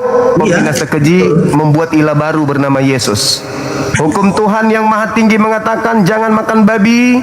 Pembinasa keji mengatakan makan babi. Itu hukum seremonial, Bang. Itu hal yang hukum Tuhan yang maha tinggi mengatakan kuduskanlah hari Sabtu. Pembinasa keji mengatakan jangan kau mau diatur tentang hari-hari. Iya.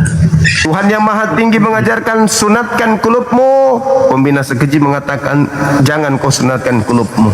Udah jelas sekali kok. Udah jelas. Bapak dengan Abraham. Udah jelas sekali, pembinasa kejinya kok.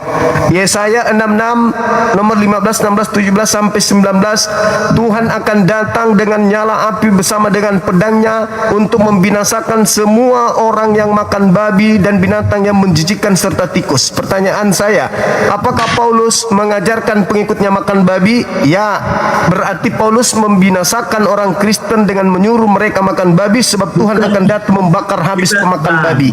Bang, kita ini kan memahami sesuatu tidak seperti itu, Bang. Sebelum Paulus jadi rasul, sudah ada kehidupan di seantero dunia ini. Mereka punya tradisi. Merubah tradisi itu sama dengan bunuh diri. Ya. Jadi terus kenapa Paulus merubah haramnya babi? Itu kan sudah karena kematian Kristus dan kebangkitannya. Tidak perlu lagi hal-hal seremonial seperti itu. Kata siapa tidak perlu? Jawab. Menurut kami. Ya udah selesai. Berarti kalian pembinasa keji. Kan pembinasa kejinya menurut Yesus menantang hukum yang maha tinggi.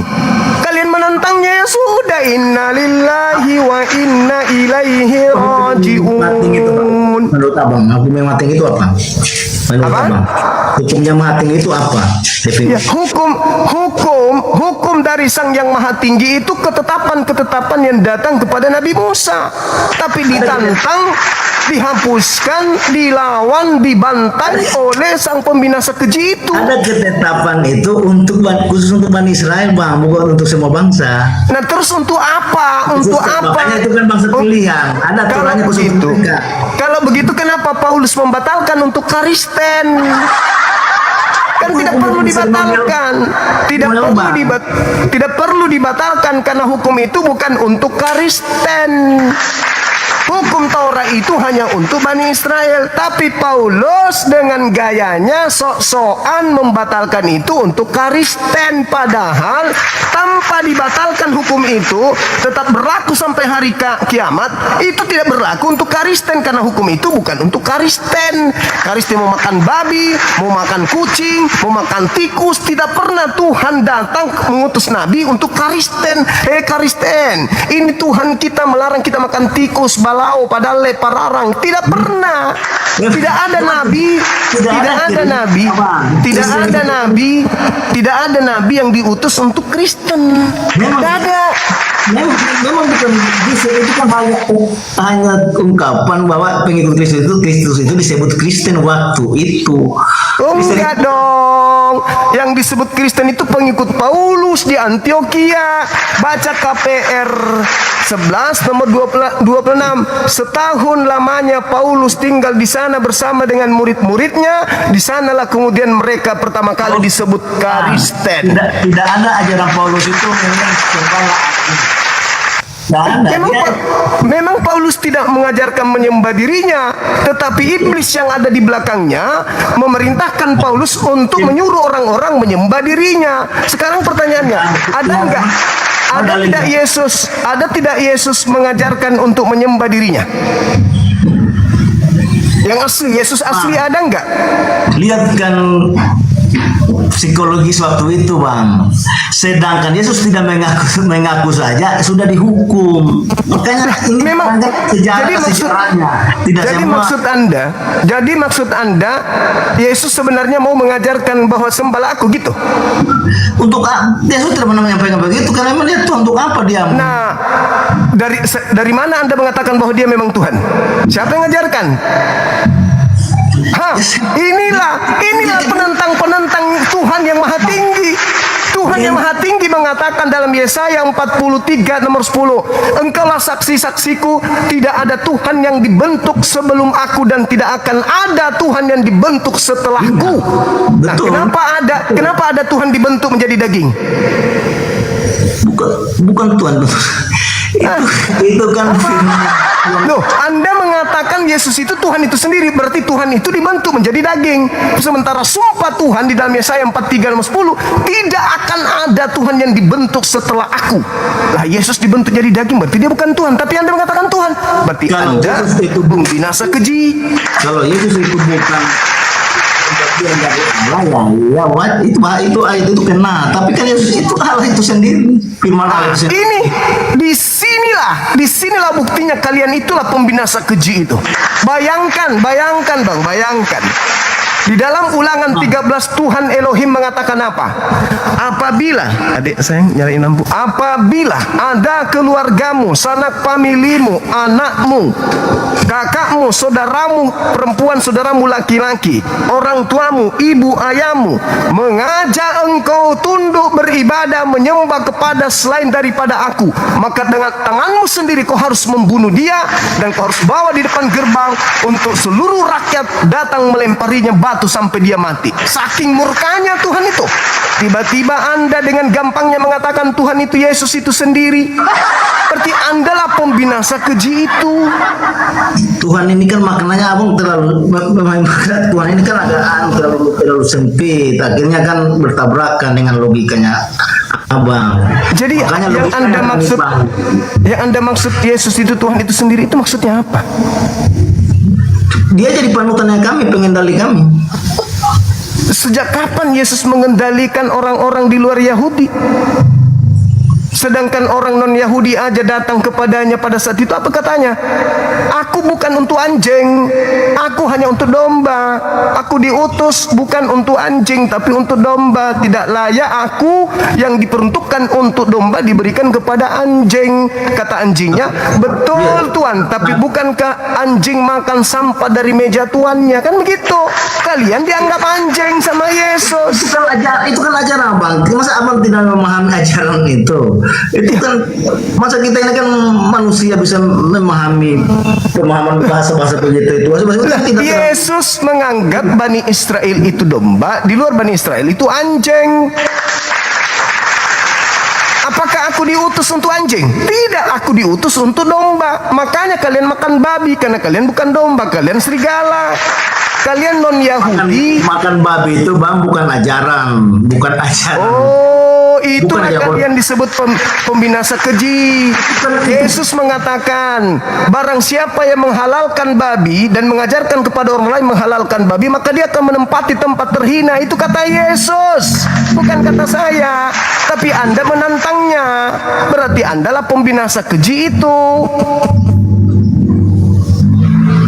Itu kan hukum Taurat yang seremonial, maka itu siapa yang mengatakan itu? Yesus, Lukas 16:17, lebih mudah langit lenyap daripada setitik dari Torah itu batal. Kenapa Anda selalu menantang Yesus? Karena Anda pengikut Kristus palsu. Jadi ditantang terus Yesusnya nih, ditantang terus, dilawan terus Yesus. Karena Anda pembinasa keji. Bayangkan kalau ada anak-anak Anda lahir, Anda ajak menjadi Kristen, Anda binasakan mereka. Anak-anak melahirkan anak-anak, cucu-cucu kalian, jutaan anak keturunan kalian binasakan. Gara-gara mengikuti sang pembinasa keji tadi. Bayangkan itu. Kalau menurut abang seperti itu, tidak ada namanya sejahtera dalam kekristenan bang. Bung, bukankah iblis ketika datang kepada Yesus di Matius 4 nomor 6 nomor 7, apa kata iblis kepada Yesus? Yesus, kalau kau Tuhankan aku, seluruh kemegahan dan kerajaan bumi akan aku berikan kepadamu, sebab aku berkuasa memberikan itu semua. Dan Yesus juga mengakui bahwa penguasa dunia ini adalah iblis. Jadi kalau Anda mengatakan Anda sejahtera di dunia, betul, Al-Quran juga menelaah itu. Bahkan dalam tradisi Islam dikatakan ad-dunya sijnul mu'min wa jannatul kafir. Dunia adalah penjara bagi orang-orang beriman dan surga bagi orang-orang kafir. Kalian sejahtera kan? Terimalah itu. Itu dari kerajaan siapa? Kerajaan siapa? Penguasa kerajaan siapa ini di bumi ini? Kata Yesus, bumi ini adalah kerajaan iblis. Siapa yang tunduk kepada kerajaan iblis akan diberikan materi, pangkat, jabatan, harta, sehingga dia lupa kepada kemana dia harus kembali. Yang berpikir dunia ini tempat selama-lamanya, sampai dia santai mengikuti iblis, menyembah iblis santai, dia pikir mereka akan hidup tenang selamanya. Tiba-tiba malaikat datang, saatmu kembali. Innalillahi wa inna ilaihi rajiun. Siapa kau Tuhan kan? Siapa yang ngajak kau makan babi? Kenapa kau begini? Kenapa begini? Nggak ada. Tidakkah datang kebenaran kepadamu? Kau sudah ketekkan, kemudian ada Torah, ada Bible, kau sudah baca di dalam. Kenapa kau tidak mau taat bahwa Yesus bukan Tuhan, dia hanya utusan Tuhan? Kenapa kau tidak belajar bahwa ada pembinasa keji berpura-pura menjadi Yesus? Kenapa justru kau ikuti? Orang sudah datang mengingatkan, malah kau bantah, malah kau lawan. Maka rasakanlah pembalasannya. Begitu kiamat, manusia semua dikumpulkan. Yesus berkata, pada hari terakhir nanti, banyak orang akan memanggil aku Tuhan, Tuhan. Bukankah kami bernubuat mengusir setan, bermujizat pakai namamu, wahai Tuhan Yesus? Kata Yesus, pada hari itulah aku akan berterus terang kepada mereka, enyahlah daripadaku. Aku tidak mengenal kalian. Kalian semua adalah pembuat kejahatan. Bukan mengajarkan supaya kita tidak munafik. Kenapa? Kita mengajarkan kita untuk tidak munafik. Mengaku Yesus sebagai Tuhan, tapi berbuat hal-hal yang tidak sesuai dengan kehendak Tuhan, seperti itu. Nah, kehendak Tuhan apakah makan babi? Kehendak Tuhan apakah ibadah minggu? Kehendak Tuhan apakah jangan bersunat? Kehendak Tuhan apakah menyembah Yesus? Jawab. Itu seremonial aja itu bang, nggak berpengaruh. Ya udah, dijawab dulu. Jangan Anda menyepelekan hukum-hukum, karena Yesus mengatakan barang siapa yang meniadakan hukum Taurat. Hukum Taurat itu ya 10 hukum itu. Kata siapa? Itu yang terutama. Kata siapa? Kata siapa? Oke, kita uji. Apakah Anda melanggar atau tidak? Itu kan tradisi Yahudi bang. Hukum pertama apa? Jangan ada ilah lain. Iya. Terus kenapa kalian mengilahkan Yesus? Kita bilang, nama dia Tuhan, di mana? Nah, sudah, itulah jawabannya, makanya kalian diusir. Karena Anda mengilahkan utusan Tuhan. Hidup kekal itu menurut Yesus mengenal engkau satu-satunya ilah yang benar dan mengenal Yesus Kristus yang engkau utus. Iya. Nah, Anda mengenal Yesus sebagai ilah atau utusan ilah? Sebagai Tuhan, firman Tuhan yang jadi manusia. Udah selesai. Yesus mengatakan hidup kekal mengenal aku sebagai ilah, yang sebagai utusan ilah. Iya abang, ini saya bilang ada psikologis tertentu setiap ungkapan itu. Simpan jawaban Anda nanti di hadapan Yesus. Ya. Bantah Yesus nanti. Kalau Anda ditanya, kenapa Anda mentuhankan saya? Apa jawaban Anda? Memang Tuhan. Ya udah selesai. Makanya diusir. Tolong tunjukkan kepada saya. Yesus mengatakan ke Thomas, apa yang kau ucapkan itu benar. Ya, akulah guru dan Tuhanmu. Apa yang salah? Benar. Oke. Silakan bang. Ini kan kita beda pandangan bang. Diskusinya kan beda pandangan. Nggak bisa kita mengarah ke satu. Bukan debat. Iya. Saya tidak membuat apa Anda harus mengikuti saya, enggak. Silakan aja bang. Silakan. Dengan metode Anda silakan, dengan cara Anda silakan. Yang pasti Yesus akan datang mengusir siapapun yang telah melakukan. Saya hargai pendapatnya abang, sudut pandangnya abang. Tapi iya, saya menghargai lah kita. Iya, silakan. Saya menghargai Anda. Saya menghargai. Silakan dengan iman saudara. Kami keliru, kami salah, ya dihargai. Iya. Oke lah bang. Oke bang. Makasih ya. Makasih bang. Sip. Makasih. Thank you. Makasih bang. Sama-sama. Teman-teman sekalian, masih ingat perkataan saya? Jangan pernah mengharapkan ada ilmu positif yang bermanfaat, yang baik terlontar dari mulut orang-orang yang makan babi ketika berbicara tentang keyakinannya.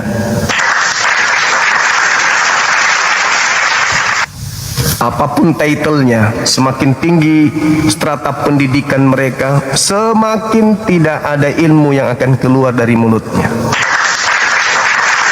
Semakin tinggi strata pendidikan, semakin tinggi jabatan dia di rumah ibadah, di rumah sembahyang mereka, semakin lihai lisannya untuk berdosa, untuk menipu, untuk menyesatkan, untuk berbohong, untuk berdusta. Kenapa? Karena dia adalah perpanjangan tangan setan.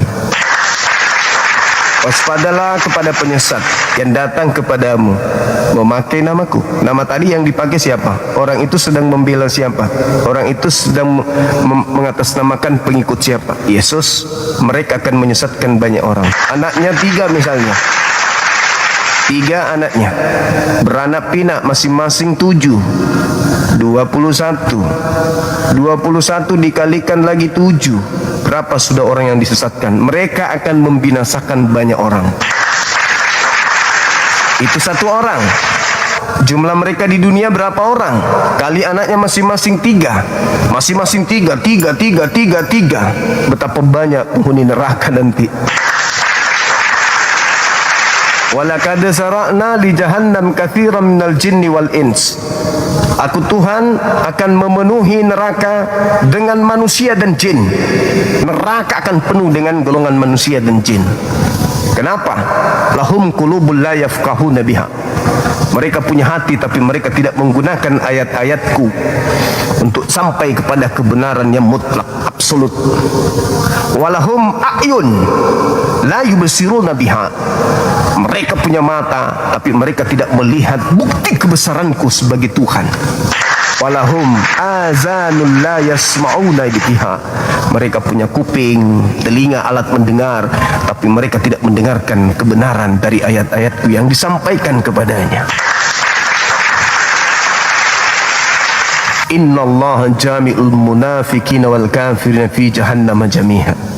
Sesungguhnya Allah akan memasukkan orang-orang kafir banyak secara berjamaah dan orang-orang munafik ke dalam neraka jahanam. Na'udzubillah tsumma na'udzubillah. Begitu saudara-saudaraku sekalian, ya. Kenapa kita harus hadir menyampaikan kebenaran kepada saudara-saudara kita dan muslim? Karena itu tadi, mereka butuh kemudian kita waraskan. Mereka yang masih bisa waras, tetapi mereka yang sudah terlanjur gila, ya kita angkat tangan, kita serahkan kepada Allah. Apapun itu keputusannya, kita hanya bisa memberi peringatan kepada mereka. Itu sahabat-sahabat. Silakan moderator dinaikkan saudara-saudara non muslim. Halo, selamat sore Mas Liana. Halo. Sore, host. Sore. Katolik Protestan? Protestan. Silakan buka kamera, Mbak. Males ongkam. Kenapa? Jangan malas. Ada di luar. Di luar mana? Lagi sama teman. Gak apa-apa, buka aja. Buka dong.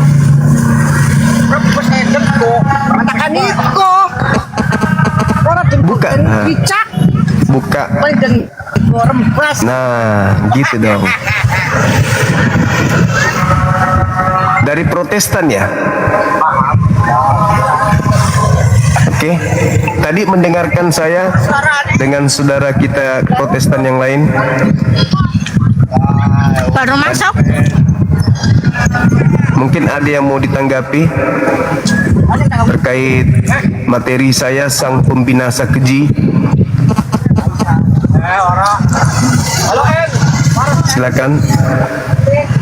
Siapakah pembinasa keji itu menurut Yesus? Jangan menurut Nabi Muhammad. Kalau Nabi Muhammad kalian langsung terdakwah.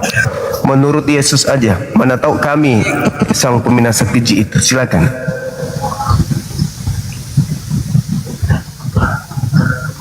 Enggak lah. Enggak bisa. Oh, enggak tahu, enggak paham. Enggak tahu. Oh ya udah, nanti belajar lagi ya. Ya, Kak. Belajar lagi. Ya, makasih, Dek. Baca Matius 24. Di situ jelas kok. Kita turunkan ya. Silakan lanjut makanannya.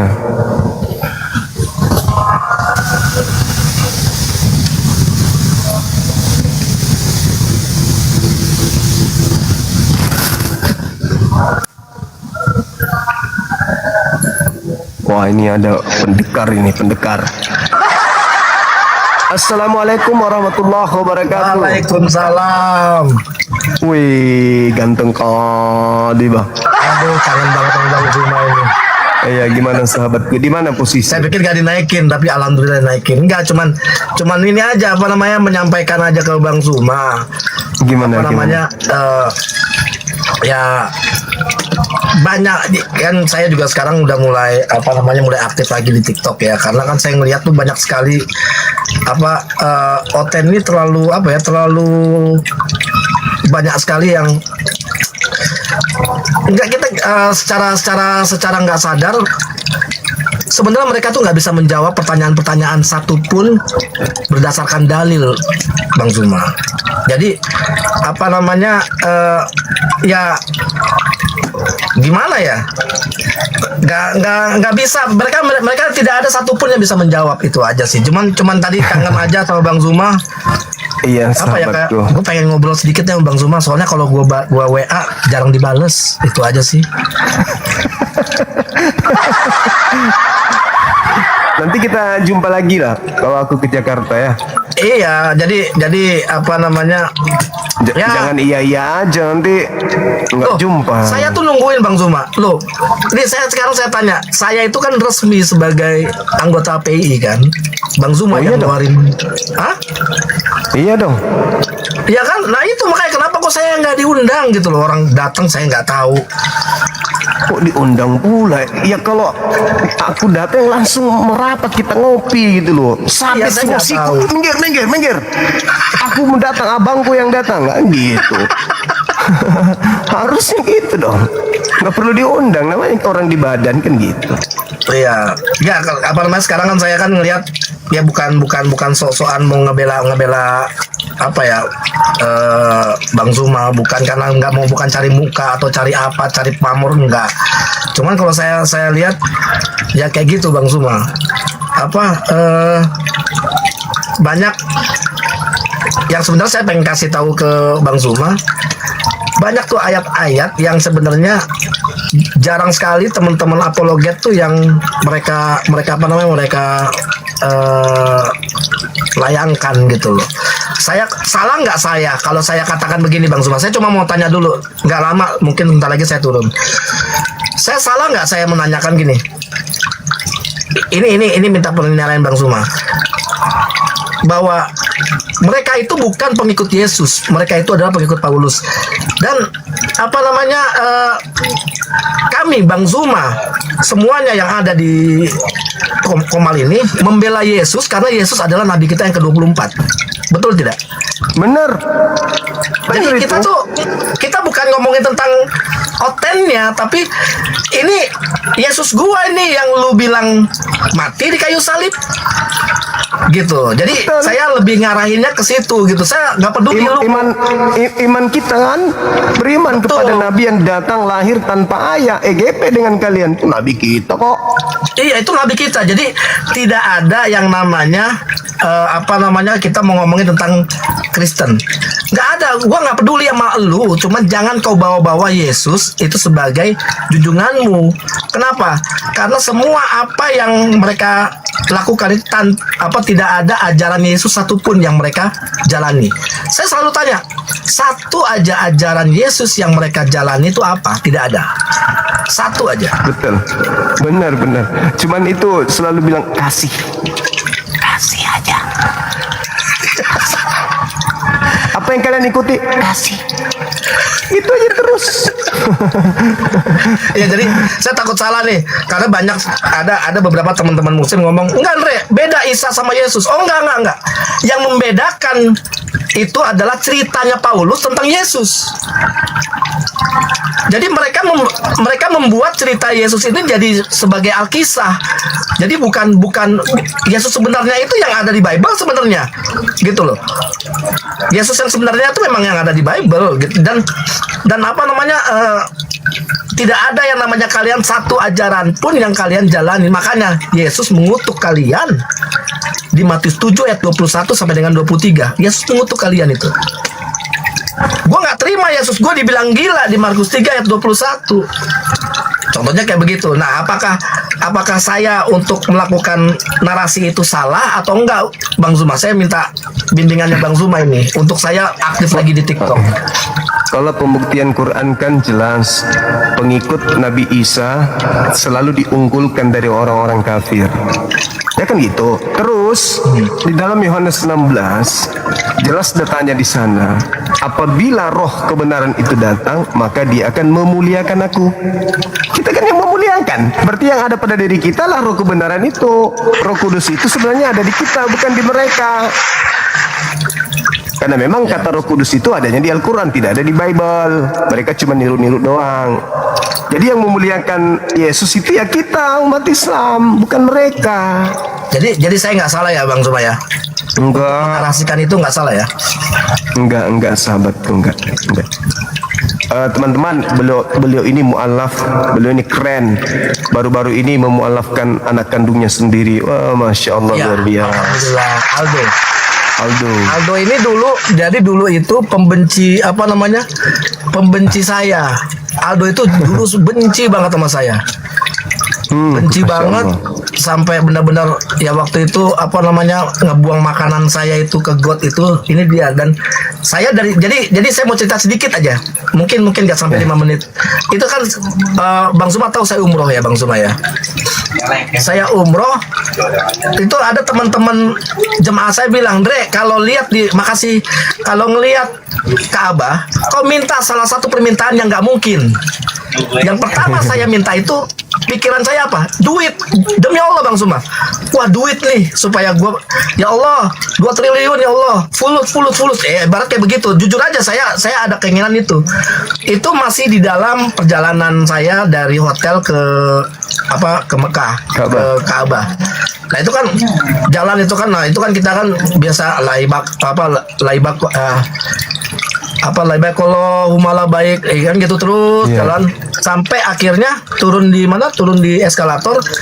Anehnya pas saya ngeliat Ka'bah, saya kok keinget anak saya, Aldo. Nggak ada kepikiran dari Madinah ke Mekah tuh, nggak ada kepikiran anak saya. Kok kepikiran anak saya? Dikasih 2 pilihan nih. Dikasih 2 pilihan antara duit atau anak lu nih, Ndre.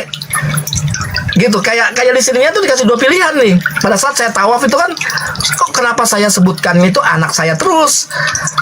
Jadi permintaan yang nggak mungkin itu saya bilang begini, ini nggak mungkin, anak saya lagi benci saya, ini ada di sini sekarang. Ini nggak mungkin dia mau sama saya tuh udah nggak mungkin, hal yang nggak mungkin. Saya berdoanya itu waktu tawaf, semoga anak saya satu akidah dengan saya dan tinggal sama saya waktu dekat ini. Saya bilang begitu. Nah, saya pulang umroh, besoknya telepon minta ketemu sama saya. Wih, Masya Allah. Terus tiba-tiba dia tanya tentang kenapa ayah masuk Islam, kenapa ayah pilih Islam. Kata siapa saya pilih Islam? Ayah nggak pernah pilih Islam, tapi Islam yang pilih ayah. Udah terus begitu sampai dia tanya segala macam, akhirnya ya aku mau masuk Islam. Tadinya mau ke Bang Zuma, cuman saya nggak bukan apa-apa, saya nggak mau ya namanya. Aduh, nanti dipikirnya saya mau cari muka.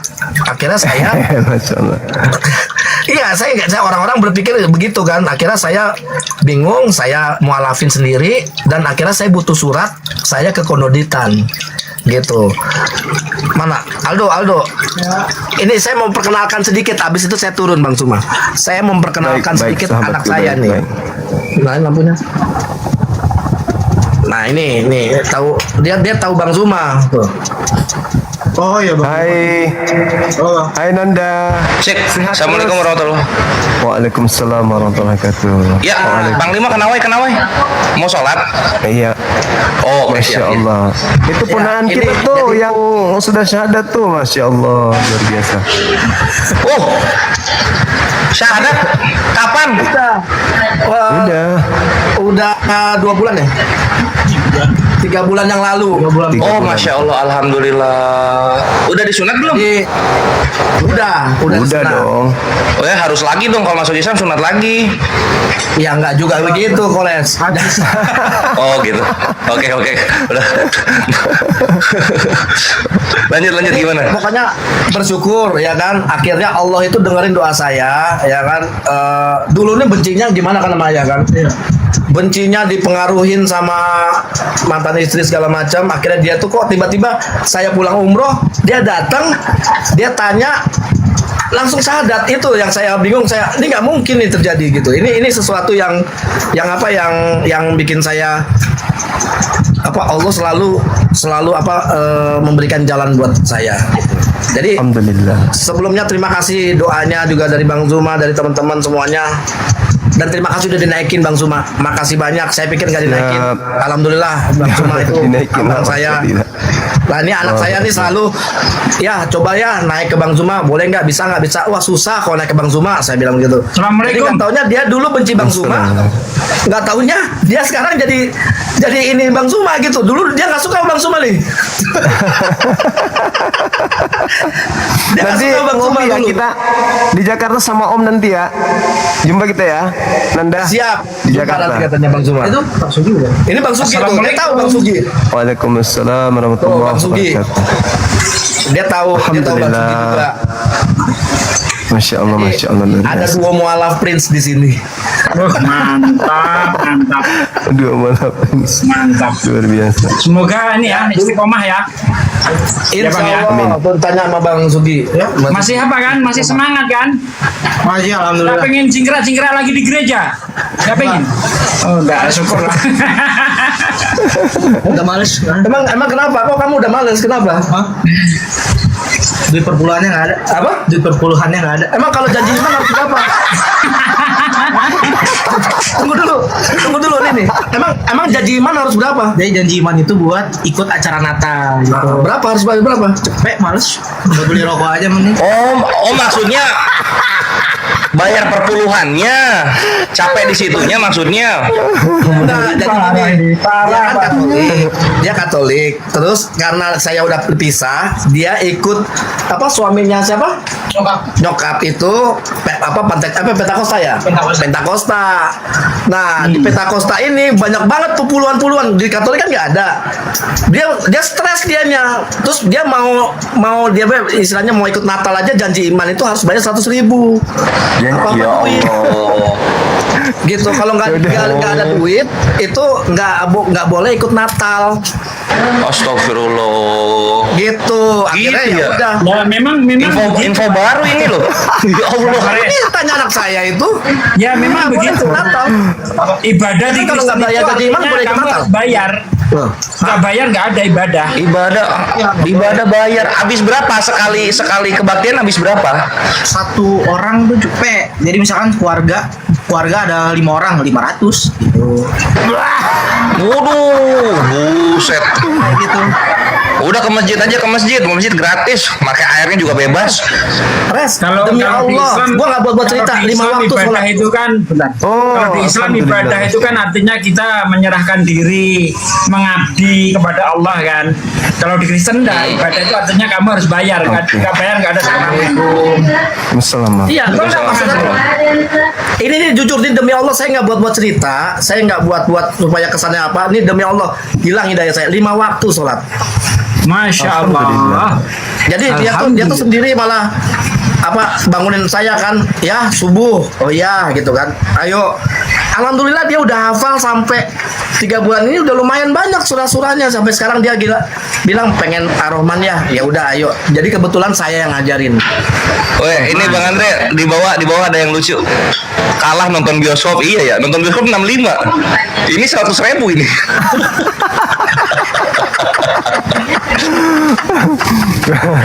Benar, dia tuh cerita.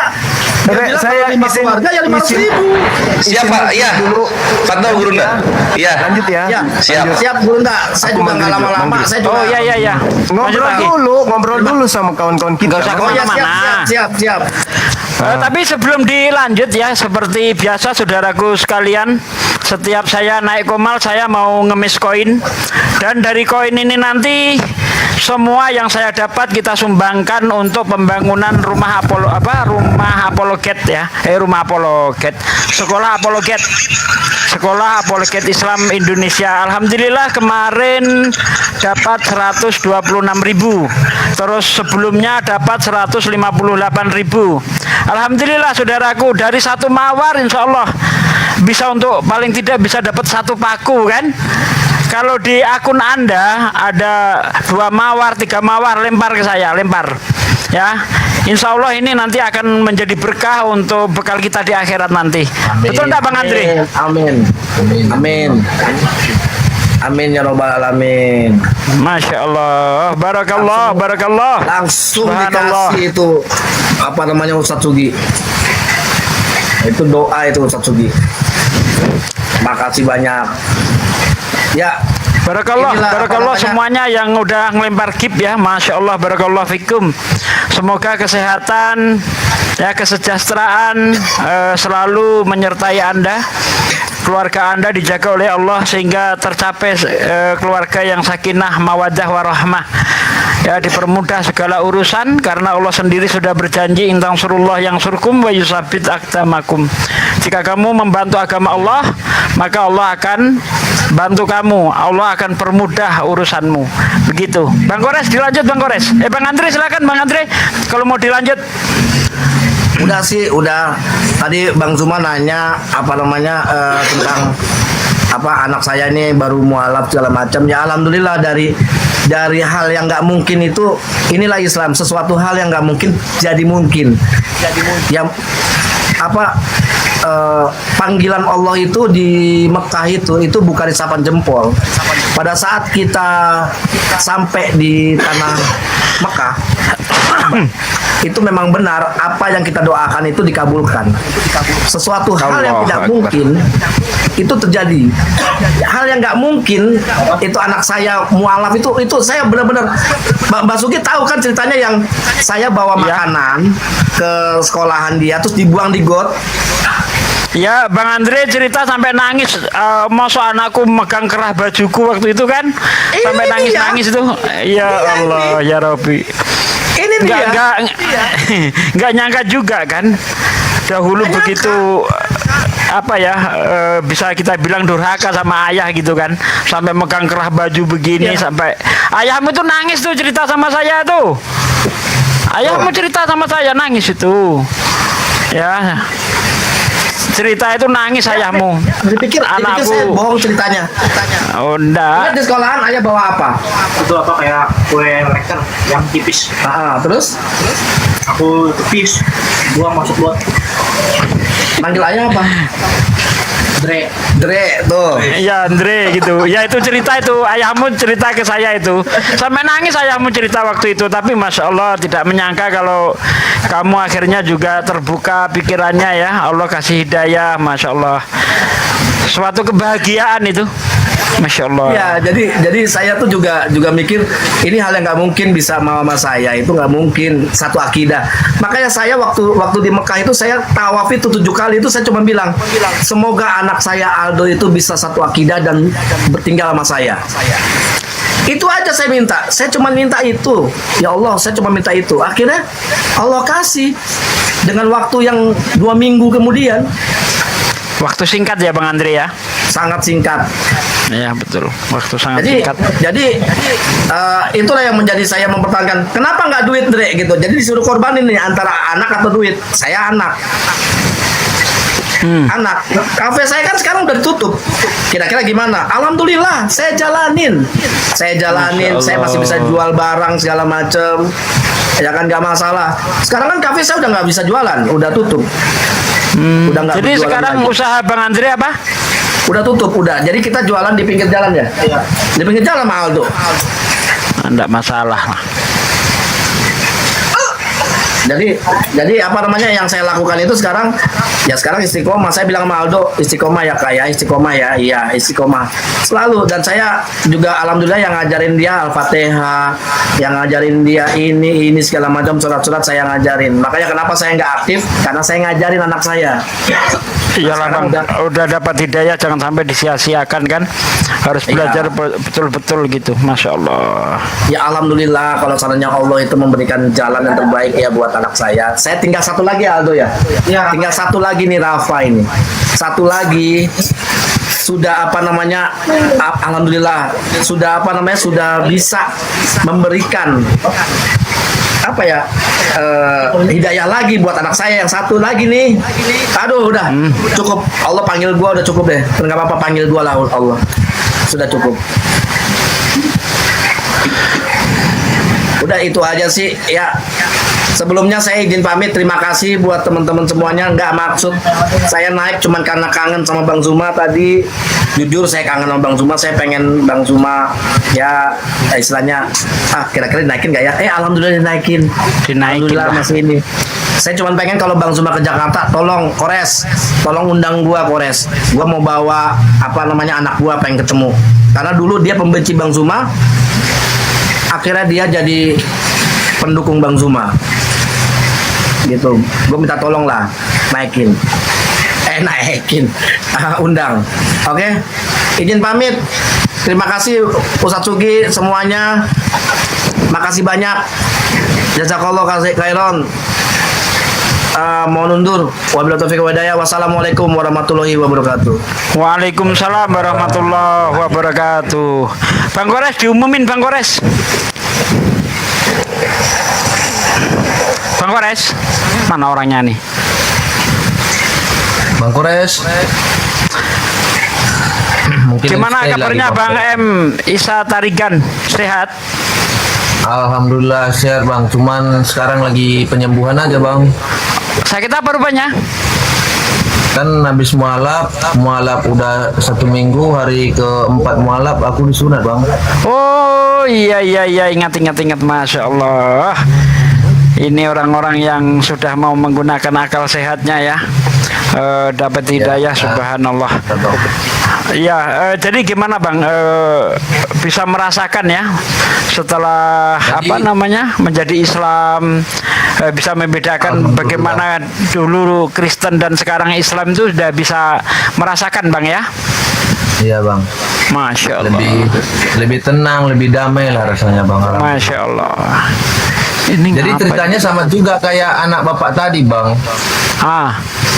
Sebenarnya aku kan kayak ketemu labnya Bang Zuma Bang, paling benci aku tuh. Jadi kan yang ada di pikiranku ini kan aku nggak tahu kan terlintas kenapa sih orang ini live gitu dengan tema ini gitu kan, lintas agama gitu kan, apa mereka pengen, ibaratnya namanya juga kita netizen kan nggak tahu ya kan Bang ya, pikiran kita kan kebanyakan negatif. Nah itu lama naik ke Bang Zuma karena namanya juga kita wajar lah membela agama masing-masing kan. Sempat aku dulu tuh diturunkan Bang Zuma, nah naik lagi sama Bang Loading debat, udah sampai pakai emosi.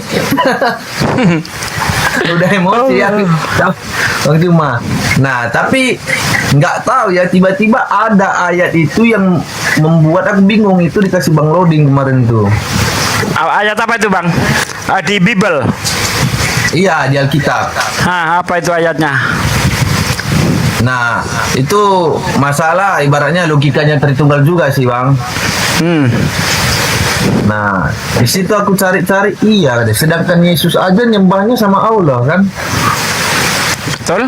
Di dalam Yohanes 4 ayat ke-22-23, aku dan murid-muridku menyembah apa Tuhan yang aku kenal, kamu menyembah Tuhan yang tidak kamu kenal.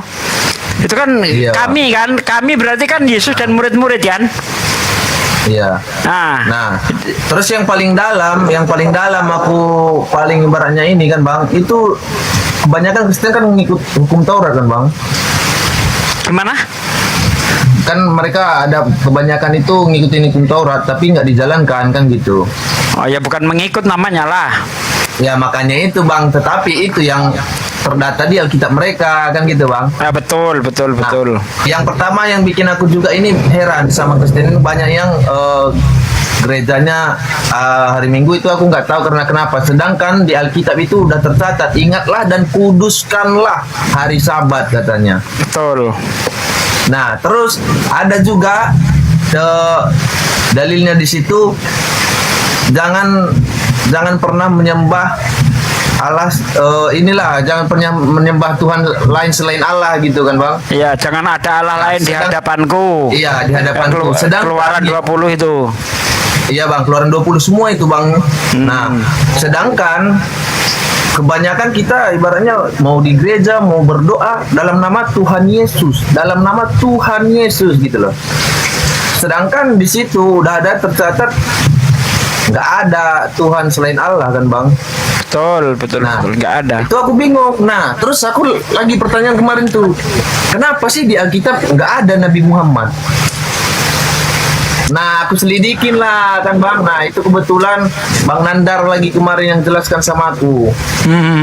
Dapatlah ibaratnya banyak dari translatean ini, penerjemahan udah diganti gitu Bang.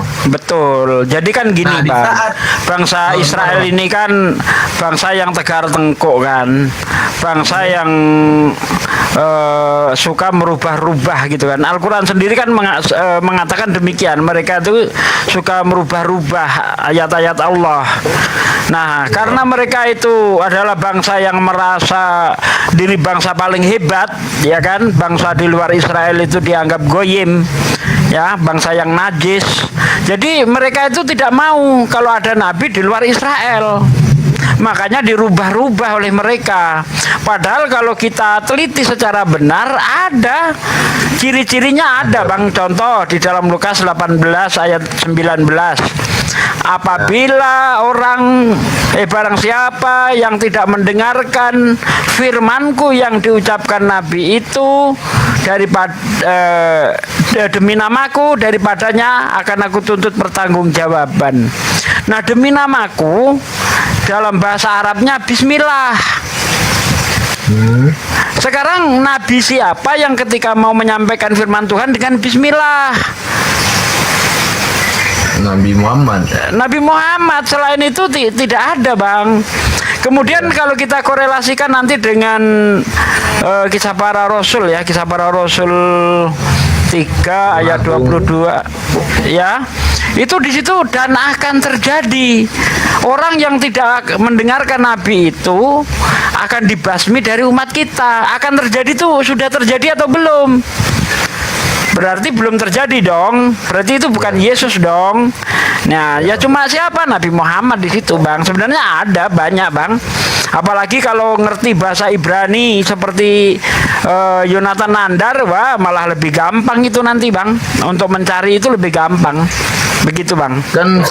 Kan Nabi Yesus juga kan ada juga ngomong kan, Bang, bakalan ada yang penerusnya, Bang. Ya, itu di dalam Yohanes 16 tuh, Anda baca dari ayat 7 itu kan jelas itu.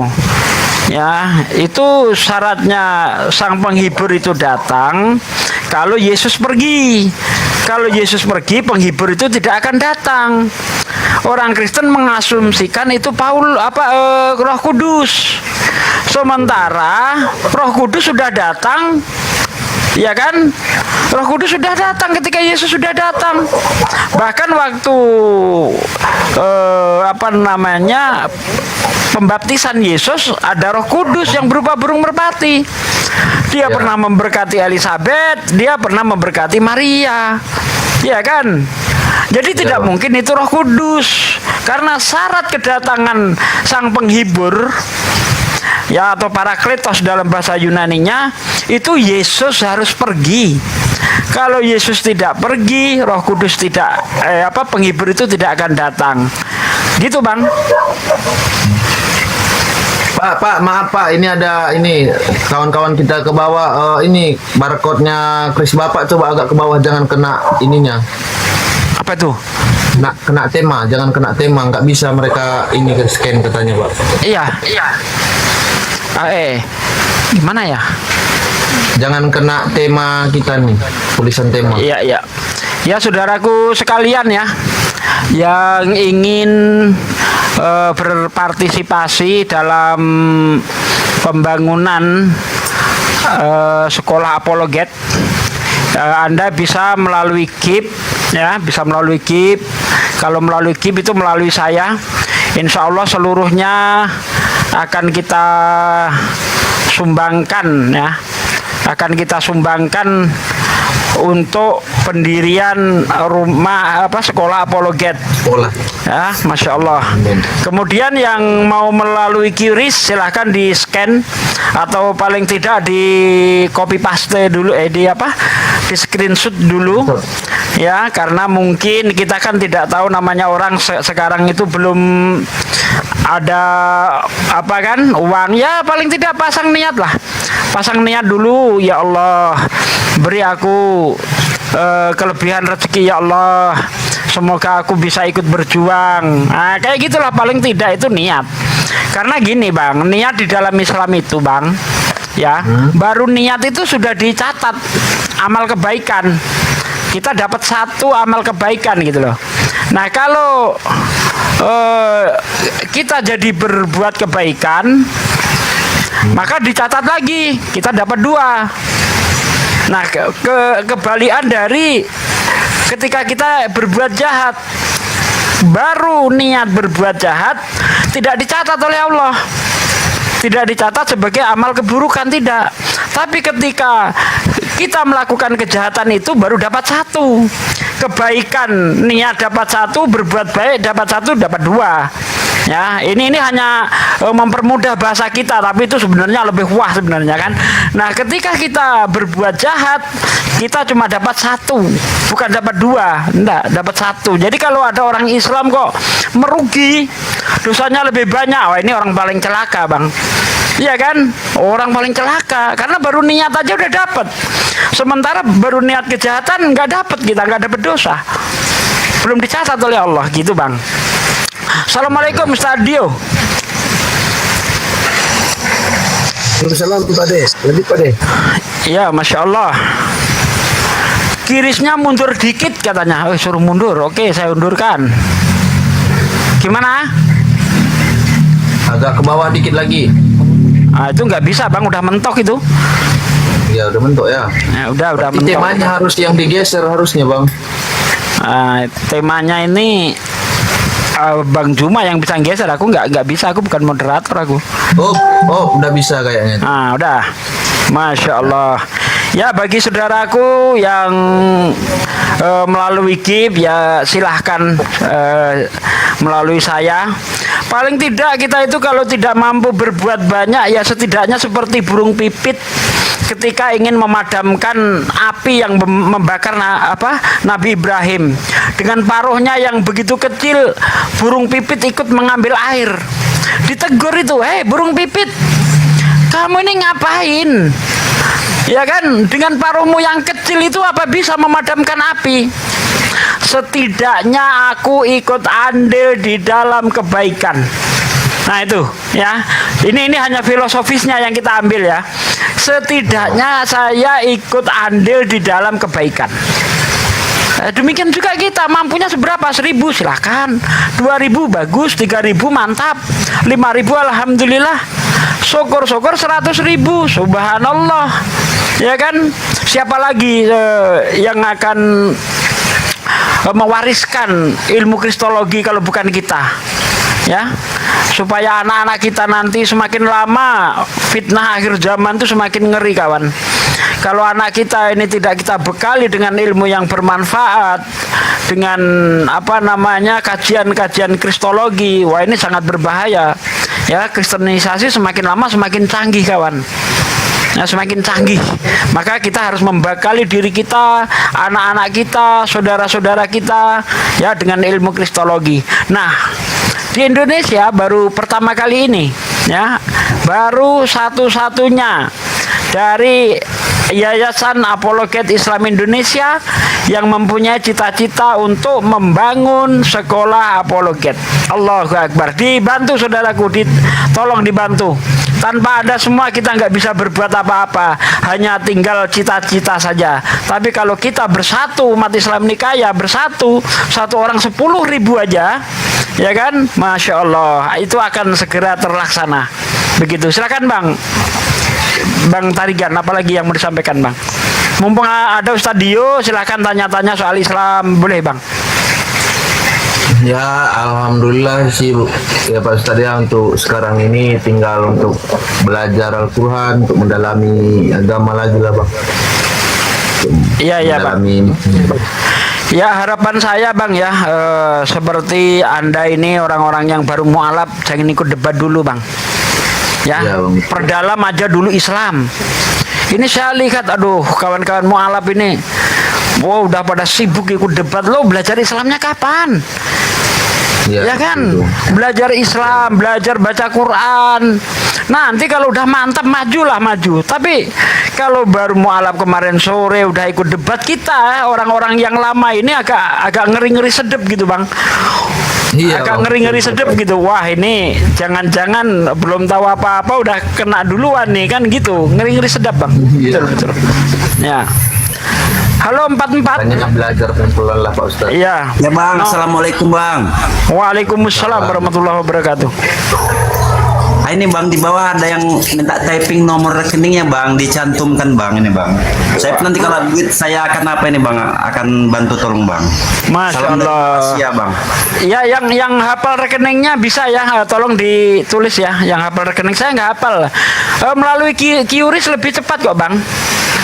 Tinggal diarahkan ke situ HP, atau paling tidak di screenshot dulu. Nah, itu nomor rekeningnya sudah di apa itu? Oh anu Bang, yang ini bukan Yayasan Api, yang mualaf ini Sentral Makassar. Ini nomor rekening Api nih. Bukan ini Bang. Yang MMCI. Sebenarnya lewat QRIS itu lebih cepat Bang. Lebih izin Pak Dek, kalau iya silakan Ustaz Dio. Teman-teman screenshot aja. Ini kan sudah terpampang nih. Teman-teman screenshot. Iya Bang, sebentar saya screenshot. Oke Bang, macam itu aja Bang. Ini QRIS-nya semacam seperti itu aja Bang dulu Bang. Halo Bang. Iya, halo Bang Dika. Bentar Bang ya. Selamat malam Bang. Selamat malam Bang. Waalaikumsalam warahmatullahi wabarakatuh. Ya, ini aku mau barcode tapi nggak jadi gimana ya Bang? Apa Bu, gimana barcode? Bisa kok Bang. Bisa kok. Oh bisa ya? Bisa. Anda buka M-Bankingnya. Dibuka M-Bankingnya kan. Itu kan nanti di bawah ada QRIS tuh. Tinggal aja diarahkan ke situ Bang. Bisa. Oh iya. Nah gitu Bang. Iya Bang. Barakallahu fikum ya Bang. Terima kasih Bang atas gimana? Halo. Partisipasi apa nih Bang? Maksudnya buat pembangunan gitu Bang? Atau gimana? Untuk kita akan mendirikan sekolah apologet Bang. Insya Allah nanti. Sekolah apologet. Iya, Insya Allah nanti peletaan batu pertama itu di Makassar waktu ulang tahun API yang ketiga Bang. Oh nanti bikin di Makassar ya? Iya di Makassar karena tanahnya adanya di sana Bang. Itu tanah alhamdulillah milik Bang Zuma. Nah jadi mau didirikan di sana gitu Bang. Dan bagi saudara-saudara yang mungkin saat ini belum ada kelebihan rezeki, tapi di akunnya itu ada 1-2 mawar, silahkan dilemparkan ke saya ya. Karena semua hasil koin yang saya dapat di TikTok itu akan saya sumbangkan seluruhnya ke Yayasan Api ya, untuk mendirikan sekolah apologet. Kapan itu sampai kapan gitu ya? Sampai pembangunannya selesai ya. Jadi setiap saya masuk ke TikTok dapat koin ya gitu, itu semuanya tanpa saya kurangi 1 mawar pun akan saya sumbangkan seluruhnya ke Sekolah Apologet Islam Indonesia. Gitu Bang, Masya Allah. Untuk teman-teman yang di bawah ya, saya jangan digib ya Bang, ini lempar sama Bang Bible berjalan saja ini. Tapi saya kan nggak apa-apa ya Bang, saya ikut nyumbang ya, saya Oh, enggak apa-apa Bang, enggak apa-apa. Silakan aja Bang. Enggak apa-apa. Kalau mau nyumbang, iya. Ya, mudah-mudahan kita lebih kedepannya lebih aman-aman aja, tanpa ada penghujatan, ya kan? Saya itu berdebat sudah 17 tahun Bang. Ya, saya berdebat itu sudah 17 tahun dari 2009 sampai sekarang aman-aman aja. Saya nggak pernah berantem sama orang Kristen, nggak pernah tuh. Iya, aman-aman aja. Iya, betul sekali, bagus itu Bang, betul. Maksudnya ini yang di bawah-bawahnya ini loh Bang. Kadang aku masuk di teman-teman Islam, ini kok begini, kok ada pembalasan ya, itu gimana gitu. Bingung. Ya, saya orangnya suka berpartisipasi sih Bang. Iya. Entah jadi gini loh Bang. Kadang kan kita tahu sendiri ya. Baik di Islam maupun di Kristen sebenarnya ya banyak juga orang-orang yang suka menghujat, itu banyak. Saya nggak menutup banyak. Jadi ketika kita menilai agama itu jangan dilihat dari penganut, karena penganut sebuah agama itu sifatnya itu kan relatif dia. Di Kristen ada yang jahat, ada yang baik. Di Islam ada yang jahat, ada yang baik. Kan gitu Bang. Jadi menilai agama itu bukan dari perilaku, dari penganutnya. Bahaya nanti kalau kita menilai sebuah agama itu dari penganut, wah bahaya, nggak ada agama yang benar. Karena dimanapun, agama apapun pasti ada orang-orang yang jahat kan. Betul enggak? Iya, maksudnya saya setuju itu Pak. Saya setuju betul. Iya. Tapi jadi kalau nilailah agama dari ajarannya. Nama agama sih no problem sih Pak, betul. Kalau yang jahat itu tidak membawa nama agama, problem. Tapi kalau menyangkut dalam agama, terus masih dalam lingkup hujat menghujat, ya itu kan udah nggak beres ya kan. Seharusnya ketua-ketua, pembina-pembina daripada api ini kan menegur lah kalau boleh. Contoh membalas itu nggak bagus kan gitu. Biar kita juga teman-teman OTO jadi gini Bang. Kadang repot juga ya, antara batasan mana keras mana menghujat ini kadang kawan-kawan ini kurang paham. Bisa dikatakan menghujat ketika kita berargumen tanpa data. Ya, itu namanya menghujat Bang. Tapi selagi itu ada datanya sekeras apapun, itu tidak bisa dikatakan menghujat karena kita punya data gitu Bang. Nah, ya, itu Bang. Iya. Iya betul Bang. Kalau memang menghujat Bang tanpa data udah masuk penjara Bang, udah rame penjara Bang. Laporin Bang, mau Islam mau Kristen ya. Mau Islam mau Kristen kalau menghujat laporin. Saya dukung itu, saya dukung. Anda tahu tidak, API pernah melaporkan orang Islam yang menginjak Bible, sekarang di penjara tuh. Siapa Bang? Siapa? Tuan Logika itu. Oh, tapi kenapa API tidak melapor Dirman ya? Maksudnya kenapa anggota API tidak melapor Dirman yang menginjak Bible itu? Itu kan udah dilapor itu. Itu udah masuk penjara. Terus nggak diproses? Udah masuk penjara. Gimana sih Bang? Dirman masuk penjara? Firman siapa saya nggak tahu Bang. Kalau kita tahu kita laporin Bang. Firman siapa sih? Oh nggak tahu ya. Nggak tahu. Firman siapa itu? Dirman nggak tahu saya Bang. Ini netizen pun nggak ada yang tahu tuh. Dirman siapa tuh? Ada. Oh. Dirmannya akun namanya itu akunnya naga hitam, naga merah, itu ada beberapa akun dia. Dia sering konten kok di tempatnya Blender itu. Oh, enggak tahu saya Bang. Tapi ya di situ. Kita sudah pernah melaporkan orang yang menginjak Bible. Sekarang masuk penjara di Medan sono udah. Ya, kalau saya sih maunya berlaku adil aja kan gitu. Ya adalah. Tapi saya belum pernah melihat ada orang Kristen nginjak Al-Quran terus orang Kristen melaporkan itu nggak ada, Bang. Nggak ada ya? Nggak ada. Siapa orang Kristen mana yang melaporkan sesama Kristen yang nginjak Quran? Sopiatul contohnya. Siapa yang pernah ngelaporin Sopiatul? Sopiatul ada di mana, Bang, sebenarnya dia? Di sini atau di mana dia? Anda tahu saya. Enggak tahu. Ya entah di mana dia, yang penting adalah kepedulian gitu kan. Kita kan ya sesama anak bangsa. Boleh kita itu diskusi agama, tapi janganlah berbuat seperti itu. Gitu loh. Saya ini ada Bible, Bang, di rumah. Nggak pernah saya injek-injek tuh. Walaupun orang Kristen itu nggak tahu gitu kan. Kalau saya injek-injek, saya injek-injek. Siapa yang mau ngelarang kan? Tapi saya nggak pernah. Karena ini adalah senjata bagi saya. Ngapain saya injek-injek?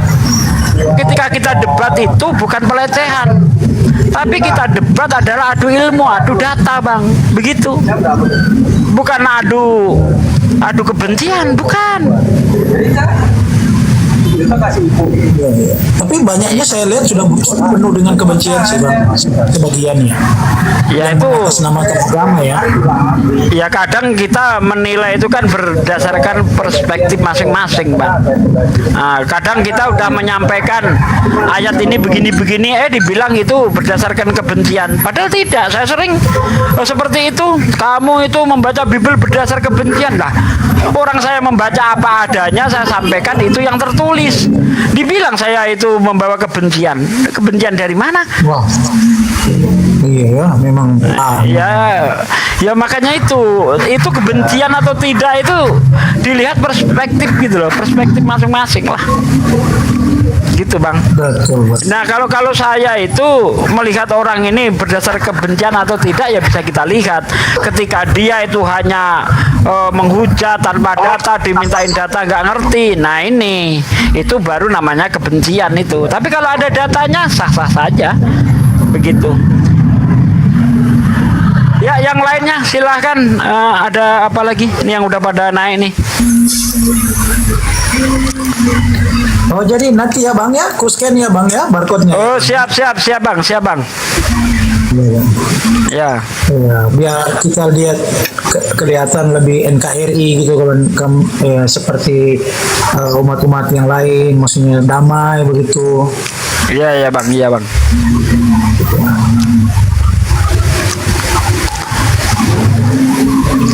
Jadi Bang Sumanya di mana ini, Bang? Ada sholat maghrib. Makassar kan sudah, Bang. Kalau Riau belum. Riau masih sekitar 45 menit lagi. Riau masih lama. Iya, karena di Riau ini jam 6:30 ya. Jam 18.30. Jogja udah maghrib.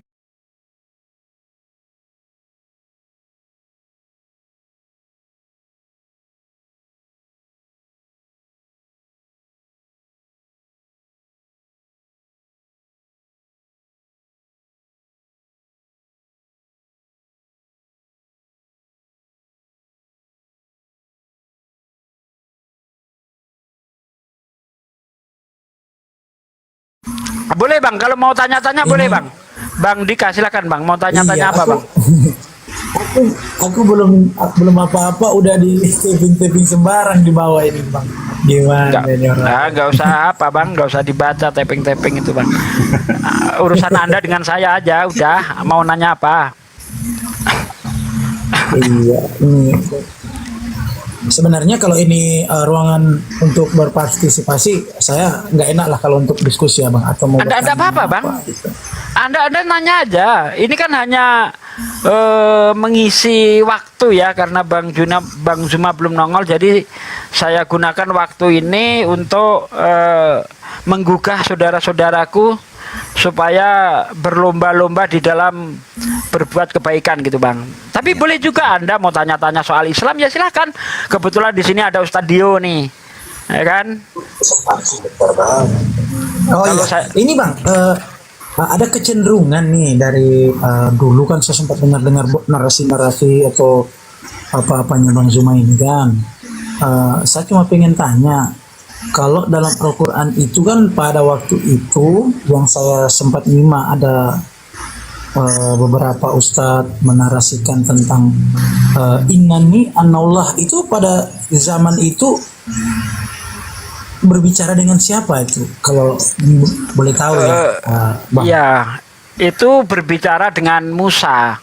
Jadi konteks ayat itu Allah itu sedang bercerita kepada Rasulullah bahwa Allah itu dulu juga pernah memperkenalkan dirinya kepada Nabi Musa. Inani anallah la ilaha illa ana. Ya, aku ini Allah, tidak ada Tuhan selain aku. Ya tidak, ya betul ya, tidak ada Tuhan selain aku. Ingatlah aku dan dirikanlah sholat.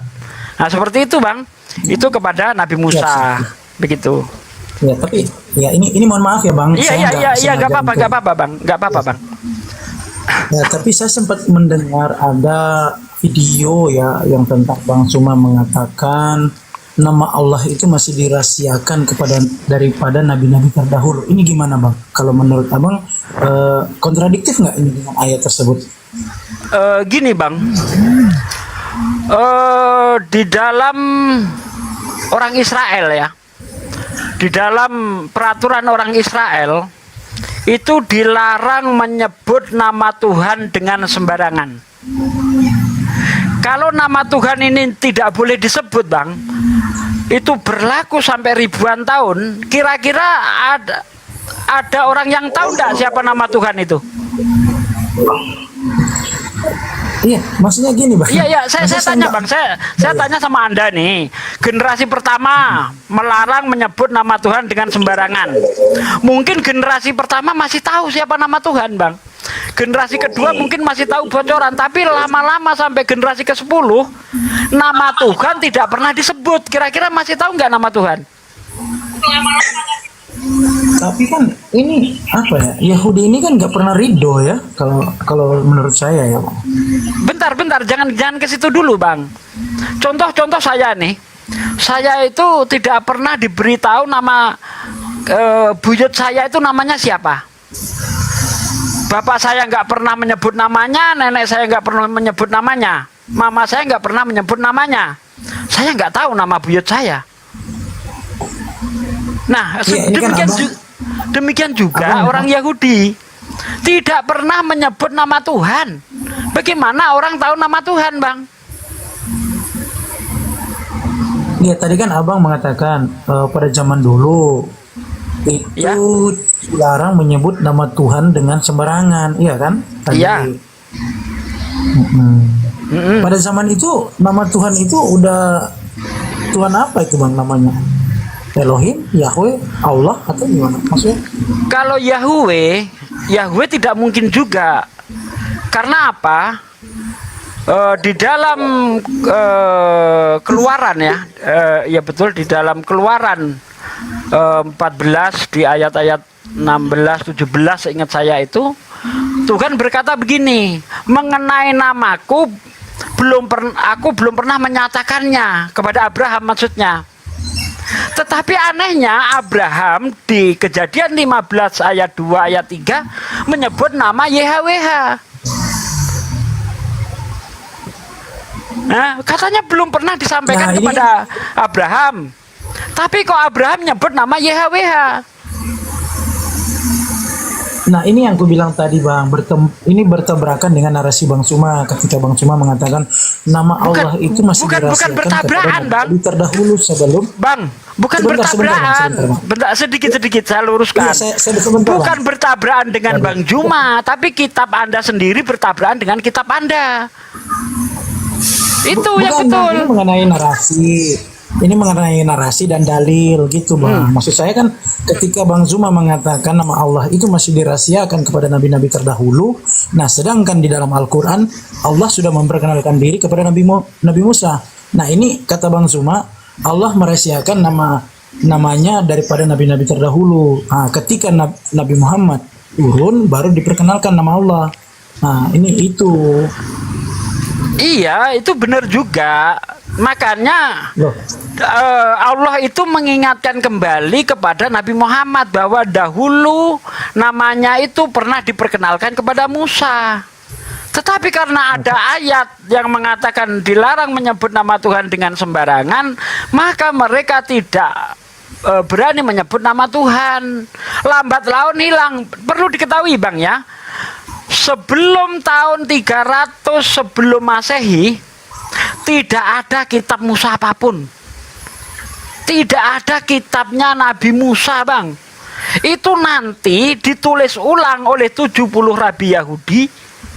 Ya, itu 300 tahun sebelum Masehi. Yang kita sebut dengan nama Satwaginta itu pun dalam bahasa Yunani. Jadi gelap Bang, ini sejarahnya nih gelap ini. Mau dikorek dari mana? Nggak bisa. Ya. Ini saya kasih contoh nih, bahwa kitab-kitab yang Anda pegang, yang terjemahan yang Anda pegang sekarang itu bukan dari kitabnya Nabi Musa. Contoh, saya kasih contoh di dalam kitab Ulangan 34 ayat 5. Maka matilah Musa. Apa ini tulisan Musa Bang? Coba. Katanya kitab Ulangan ditulis oleh Musa. Tapi kok di situ dikatakan maka matilah Musa. Apa itu tulisan Musa Bang? Nah, maksudnya begini Bang, ini abang Ada, saya jawab dulu Bang. Udah melebar sebenarnya ini sih. Ini sejarah Bang, kita berbicara sejarah kenapa nama Tuhan itu sampai terrahasia itu. Dari sini kita akan mengungkapnya Bang. Iya, Ya? maksudnya gini. Iya, maksudnya begini Bang. Kalau memang nama Allah itu masih dirahasiakan, nah terus waktu pada saat itu Allah berdialog dengan Nabi Musa itu pakai bahasa apa gitu? Kok diterangkan dalam Al-Quran innani anallah gitu? Kalau nama Allah ini Bang, ya, nama itu tidak bisa diterjemah Bang.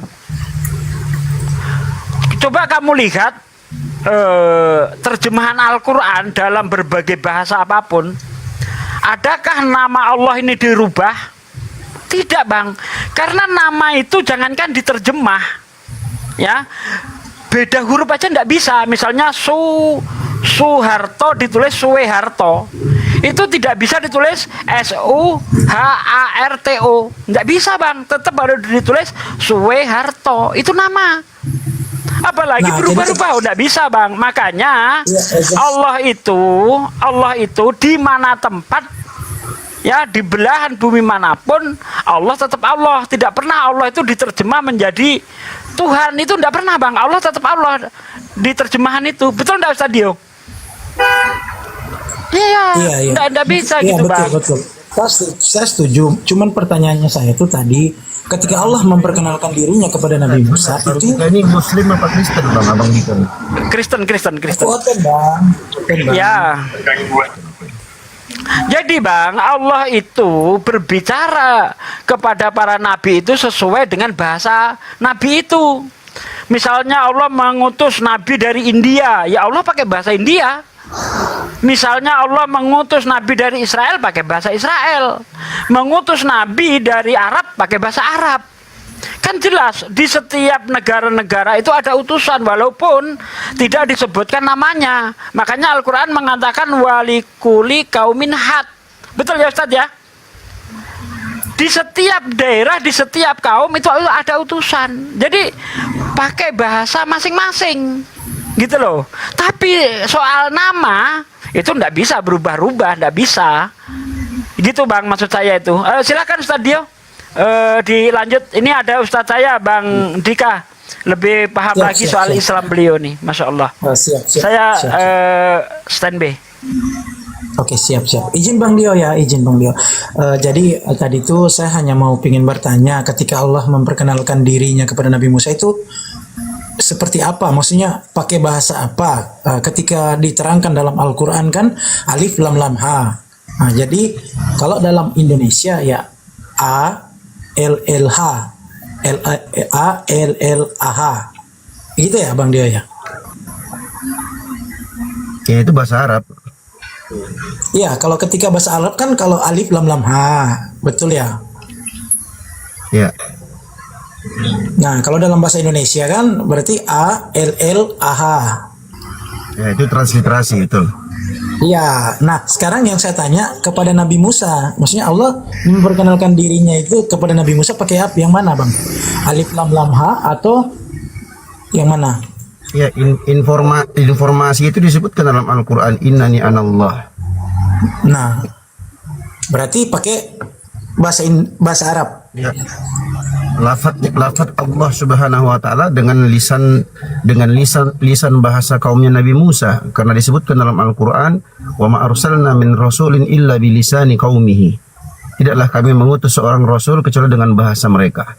Jadi dengan bahasa Nabi Musa alaihissalam, apapun bahasanya, nama Allah tetap Allah. Nah, itu yang tadi aku maksud. Terus Gitu. Masalahnya ini bertentangan, Bang, ketika Allah sudah memperkenalkan dirinya kepada nabi-nabi terdahulu. Nah, mohon maaf ya, saya cuma sempat menonton waktu itu. Narasinya Bang Zuma. Bertentangannya di mana, Bang? Bertentangannya ini dalil dengan narasi aja, Bang sih. Bertentangannya itu tentang narasinya Bang Zuma, katanya Allah belum memperkenalkan dirinya. Kapan Bang Zuma ngomong? Itu gimana, Bang? Itu yang dibicarakan Bang Juma itu konteks Bible. Kan tadi saya sudah sampaikan, Bang, di dalam kitab Keluaran itu Tuhan berfirman kepada Musa, mengenai namaku aku belum pernah menyatakannya. Gitu loh. Bukan Bang Juma itu sedang berpendapat di situ. Bukan. Iya, maksudnya gini, Bang. Allah kan sudah memperkenalkan nih namanya kepada Nabi Musa. Nah, iya kan? Jadi makanya Berarti itu, Nabi Bang, Musa tadi ini saya termasuk- sudah bilang Bible Iya, tidak maksudnya bisa gitu, Bang. jadi standar. Standarnya adalah Al-Qur'an. Gitu Saya nggak loh. mau bercerita Bible, Bang. Maksudnya saya ini Karena Allah ini yang kan sudah mengatakan memperkenalkan. Karena yang mengatakan Tuhan Lagi. belum pernah memperkenalkan namanya itu Bible, bukan Quran. Jangan dicampur di sini, Bang. Nggak campur, Bang, nggak campur. Cuman maksudnya kan ini Enggak, gini aja, Bang Dika ini apa yang jadi masalahnya ini apa sebenarnya? Ketika Bang Zuma bernarasi sesuai dengan konteks pada kasus tertentu, itu jangan digeneralkan, Bang.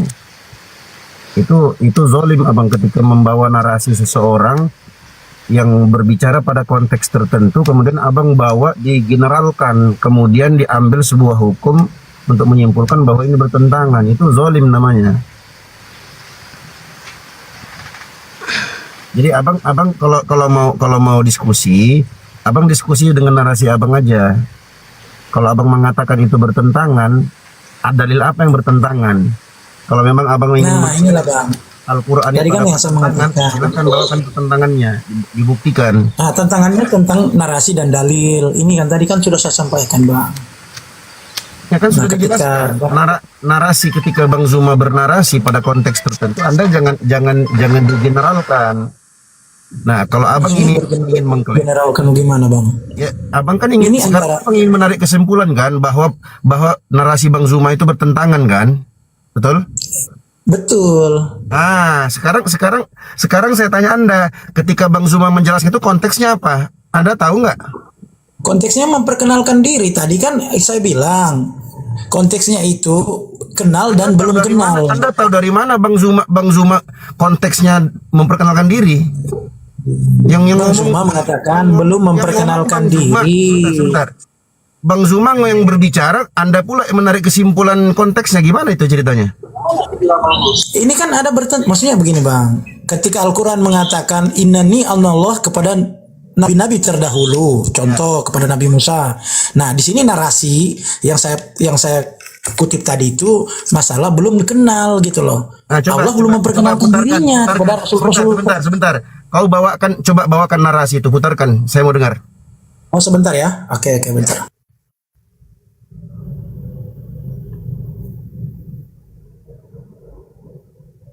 Jangan kabur ya. Ustadz Dio, ini saya dapat kabar dia ini Muslim, Ustadz Dio. Jangan kurang ajar kan. Nah, Dika, kamu Muslim apa Kristen, Dika? Kabur. Oh, kampret loh. Dia udah kafir itu, udah murtad dia. Karena dia tadi ngaku Kristen. Karena di dalam Islam itu sangat dilarang keras kita bermain-main dalam agama. Pak Ade, makanya aku tanya tadi, agamanya apa? Dia jawabnya saya Oten. Nah, Oten. Iya, ngaku sama saya juga Kristen, dah, Ustadz. Kalau kata diksi Oten ini kan bisa dimaknai lain. Oten bisa orang tenang, orang ganteng atau macam-macam kan, orang tenang. Enggak, dia ngaku Kristen tadi sama saya. Oh, Saya udah Kristen kafir. gitu. Ya udah kafir berarti. Oh, udah kafir dia. Murtad. Oh, lari dia, kampret ini. Dia narasi itu mau memfitnah. Jadi banyak narasi-narasi. Waalaikumsalam warahmatullahi wabarakatuh. Ustadz Sugi, subhanallah. Kenapa dinaikin saya Ustadz Sugi? Allahu Akbar. Oh, saya nggak tahu, Bang. Saya bukan moderator, Bang. Saya nyimak di. Jadi banyak tuduhan-tuduhan ke Bang Zuma ya ketika Bang Zuma berbicara tentang satu konteks atau pada kondisi tertentu, kemudian ditarik ucapan itu, dipelintir, kemudian dicocokkan, dipaksakan sesuai dengan hawa nafsu si pembicara tadi. Makanya aku bilang tadi, Bang Zuma yang berbicara kok dia yang tahu konteksnya, gimana ceritanya. Makanya satu-satunya jalan keluar biar bisa kita tahu ini orang penipu, coba putar ulang konteks itu. Putar ulang ucapan Bang Zuma itu.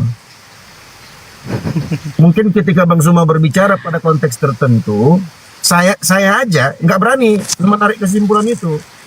Ini tiba-tiba dia datang, Bang Zuma bilang begini, bertentangan begini begitu. Yang kita tanyakan pertentangannya apa?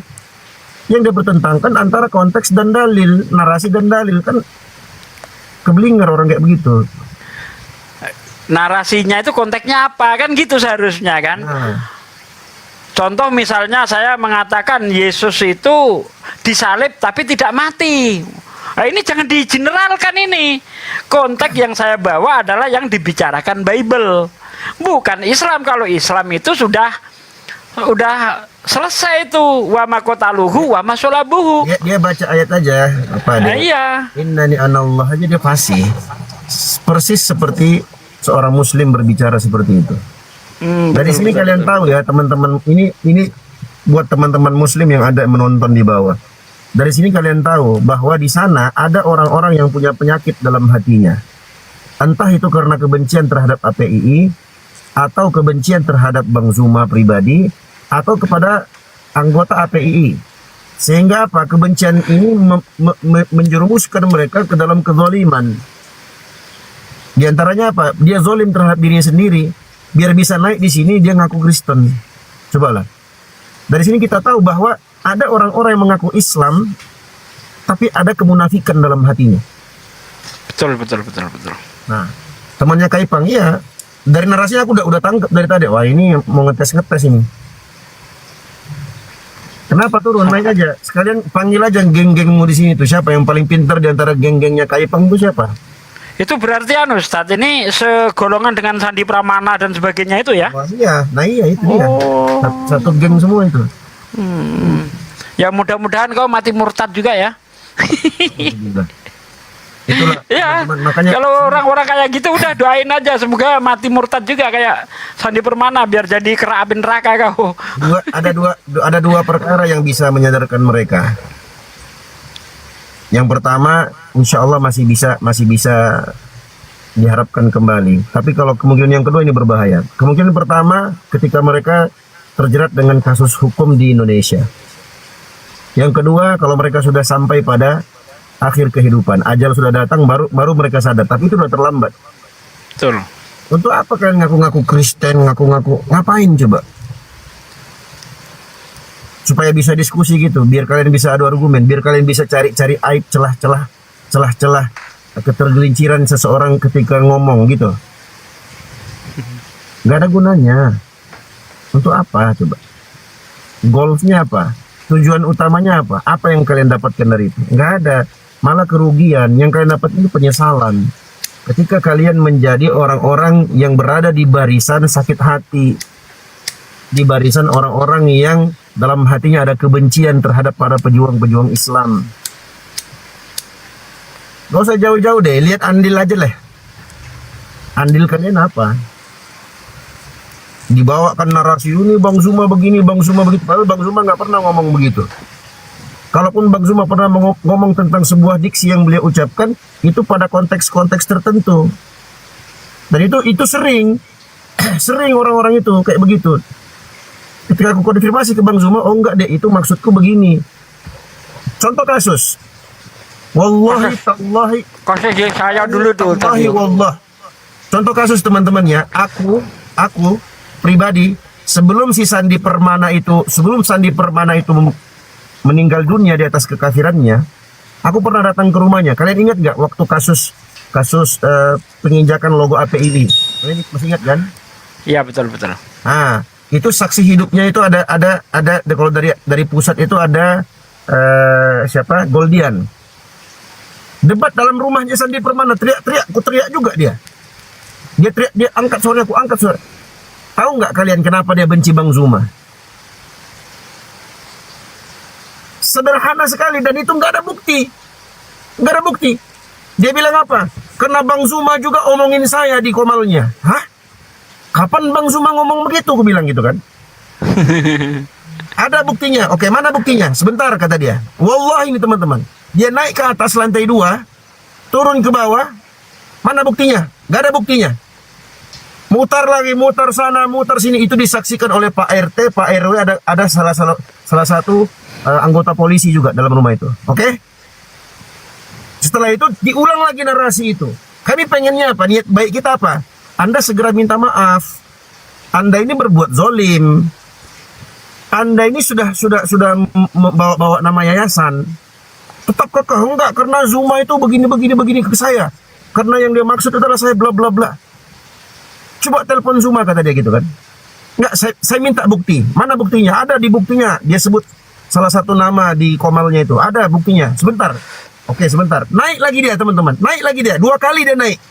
Wallahi demi Allah. Itu rekamannya ada sama Goldian. Begitu dia naik, Pak De. Begitu dia naik, turun lagi. Kami tunggu. Nggak ada rekaman itu. Nggak ada. Akhirnya kita telepon ke Bang Zuma. Bang Zuma bilang apa? Oh, beda deh. Yang ku maksud bukan dia. Tapi fulan. Cobalah. Nah, baru dari situ dia bilang apa? Oh, udahlah. Iya. Kalau begitu ya udah, aku yang salah paham ke Bang Zuma. Coba. Itu contoh konkret. Aku bukan mau bela Bang Zuma karena beliau adalah seorang ketua pembina kita di APM, enggak. Tapi ya kebenaran tetap kebenaran. Betul. Dia mau fitnah Bang Zuma, tapi nggak ada buktinya. Coba lah bayangkan. Demi Allah, aku saksi hidup teman-teman. Aku saksi hidup. Sandi Permana itu 2 kali dia bolak-balik naik ke atas. Dia mau framing bahwa Bang Zuma itu gibahin dia di komalnya. Yang dia maksud itu pasti saya, kata dia. Saya bilang, mana datanya? Coba tunjukkan buktinya. Ada, tunggu sebentar. 2 kali. Wallahi demi Allah, 2 kali dia naik. Tanya Goldian. Masih hidup tuh Goldian. Saking nggak bisanya dia jawab, muter-muter sana sini, sampai dia angkat suaranya. Aku pun ikut angkat suara. Itu dalam rumahnya. Kalian bayangkan. Itu dalam rumahnya. Dia angkat suaranya, aku balas angkat suara juga. Iya, tanya Goldian itu. Akhirnya nggak berkutik, nggak bisa adu argumen, nggak ada data. Apa yang terjadi? Ujung-ujungnya minta maaf. Dan Bang Zuma subhanallah dengan kelapangan hati, memaafkan. Coba kalian bayangkan. Aku nggak perlu memuji siapapun di hadapan Allah Subhanahu wa taala. Tapi itu fakta. Sekarang orangnya sudah mati. Udah mati murtad. Murtad pula itu. Cobalah kalian bayangkan. Allahu Akbar. Jadi Sarul Bariyah ya, Tat ya. Nauzubillahi min dzalik. Nauzubillahi min dzalik. Sarul Bariyah nih ya. Kasihan.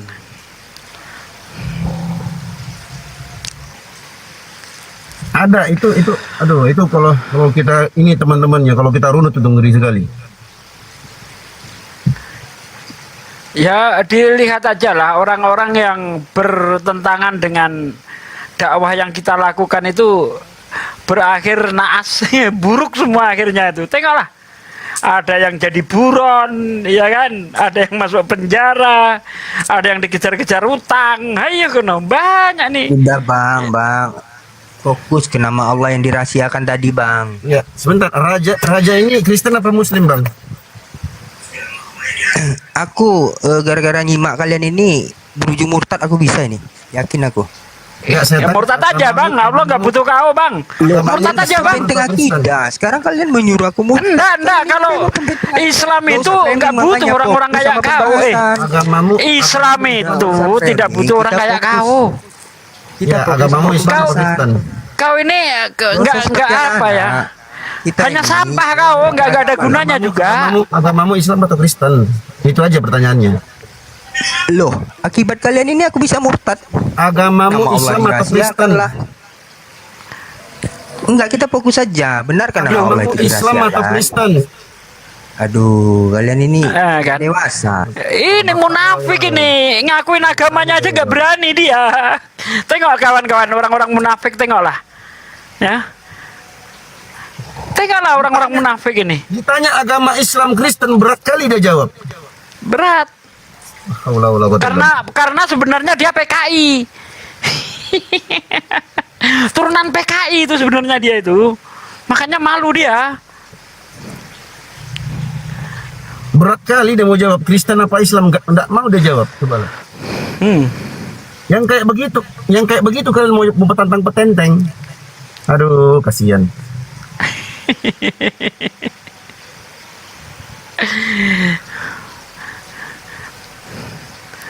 Cuma ada dua ya kawan.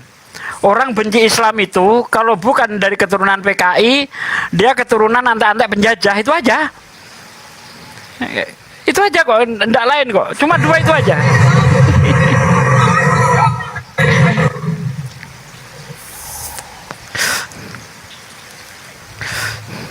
Parah ini, memang parah.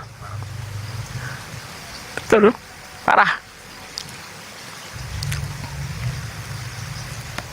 Pak Ustadz Dio, Bang berjalan. Iya. Aku turun dulu ya Bang ya. Oh iya bang. Tetap istiqomah bang ya. Tetap istiqomah, hadir di komal-komal kajian Islam bang. Jangan hadir di komal-komal debat bang, jangan bang. Hadir di komal-komal kajian Islam aja dulu bang ya, supaya tambah ilmu Islamnya bang. Ya gitu, itu pesan saya sih ya. Makasih ya abang-abangku, Pak Ustadz Dio. Salam nanti sama Abang Juma ya. Siap. Assalamualaikum. Waalaikumsalam warahmatullahi wabarakatuh. Kadang saya itu Ustadz miris lihat kawan-kawan saudara-saudara kita yang baru mualaf ini. Baru seminggu sebulan dapat pada tampil debat. Waduh, saya miris betul itu. Iya. Ya makanya sering kita pantau Pak De. Makanya sering kita pantau, kita ingatkan. Betul. Ini kemarin ada salah satu kawan kita juga ya, teman-temannya. Dan ini mudah-mudahan bisa menjadi pelajaran untuk kita bersama. Begitu ku tengok, loh kok dia berada di komalnya si itu. Siapa yang ke Arab-Araban tuh, siapa namanya? Yang suka? Yosep. Bukan. Yang dari Aceh itu? Majid. Oh, Majid. Ya. Langsung ku bilang ke Bang, aku lapor ke ini kan, karena kalau aku yang tegur kan nanti takutnya sama perempuan aja. Aku bilang ke Kak Nora tolong langsung ditegur oleh Kak Nora. Kita menjaga teman-teman. Kita di sini bukan sekedar mau cuap-cuap, enggak. Kita jaga teman-teman. Aku kadang aku cek di komal-komal tuh. Aku tengok. Wah, ini bahaya nih. Jangan begini. Turunkan. Harus kembali ke komal muslim. Kita ingatkan, kita jaga teman-teman muslim itu kita jaga. Cobalah. Ditanya agamanya Islam, Kristen pun dia nggak mau jawab. La haula wala quwata illa billah. Supaya apa coba? Jangan sampai teman-teman penyakit yang ada dalam hati kita, fi qulubihim marad, sebagaimana yang Allah Subhanahu wa taala ceritakan tentang orang-orang yang kafir pada Allah. Fazadahumullahu marada. Kemudian Allah tambahkan penyakit di dalam hati mereka. Hati-hati. Udah Kristen ya Kristen aja, diskusi kita. Kalau kau muslim ya udah muslim aja, turun. Ngapain kau naik diskusi sama orang muslim dalam debat lintas agama? Nyamar-nyamar. Nanti di belakang ceritain, komalnya Zuma itu takut, aku diturunin. Komalnya Zuma itu mute-mute. Padahal dia muslim loh. Agak lain kan? Begitu diturunin, baper. Di sini nggak ada cerita kita. Gak ada cerita. Kau Muslim, Muslim di bawah. Kalau kau Kristen, ya silahkan diskusi, open camp. Gak ada cerita. Ditanya Muslim Kristen, aku ganti dulu, ini susah kali dia mau jawab. Susah kali. Pisau dalam lipatan, betul. Dan itu ada orang-orang kayak gitu tuh ada. Sejak zaman Nabi Muhammad SAW sampai sekarang ada orang-orang kayak begitu.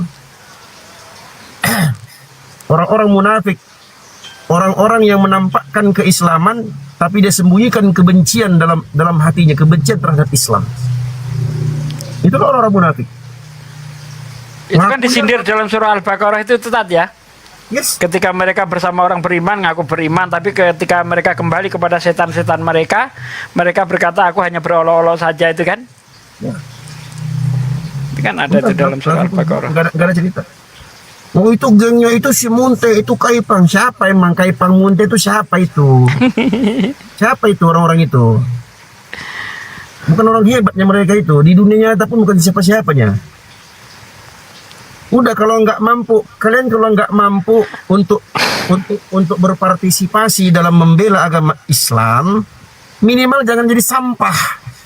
Minimal kalian jangan penggembos, jangan jadi penggembos. Minimal kalian doakan dengan doa kebaikan. Kalau kalian nggak mampu bersama dengan kawan-kawan yang berjuang untuk membela kebenaran, melindungi, membentengi umat Islam dari bahaya pemurtadan. Minimal itu. Jangan kalian jadi batu penghalang.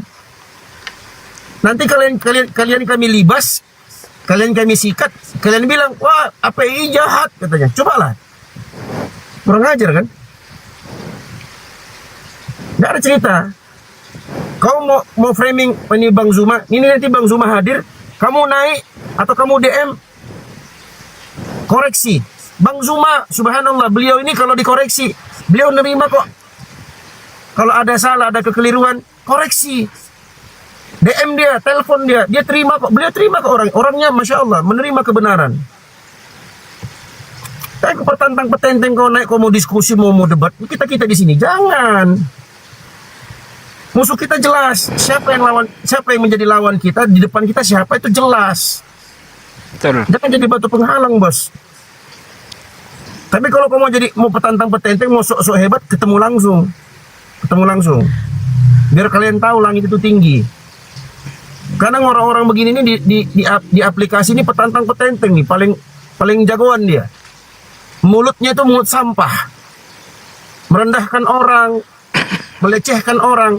Ketemu langsung orangnya, baru kalian tahu siapa orangnya. Contohnya Sandi Permana kemarin, petantang petenteng lah, kenal banyak preman lah, apalah segala macam. Ketemu sama kita, adu argumen, nggak bisa ngomong. Bawa bukti, bolak-balik 2 kali naik ke atas, nggak ada bukti. Ujung-ujungnya apa? Minta maaf. Ketika dia minta maaf, Bang Zuma maafin nggak? Subhanallah, Bang Zuma maafin teman-teman. Aku saksi matanya. Tanya, silakan. Beliau masih hidup orangnya. Tapi setelah itu berulah, akhirnya apa? Mati kafir dia. Cobalah.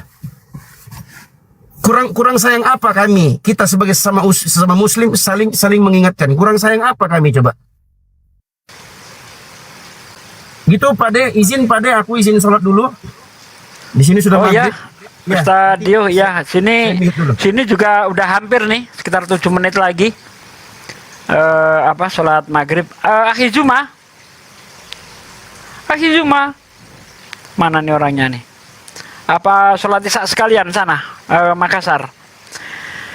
Ya saudara-saudaraku, kita ingatkan kembali ya bahwa kita mempunyai hajat besar ya, yaitu cita-cita kita bersama. Kita ingin mempunyai sekolah ya yang berbasis di dalamnya ada mata pelajaran kristologi.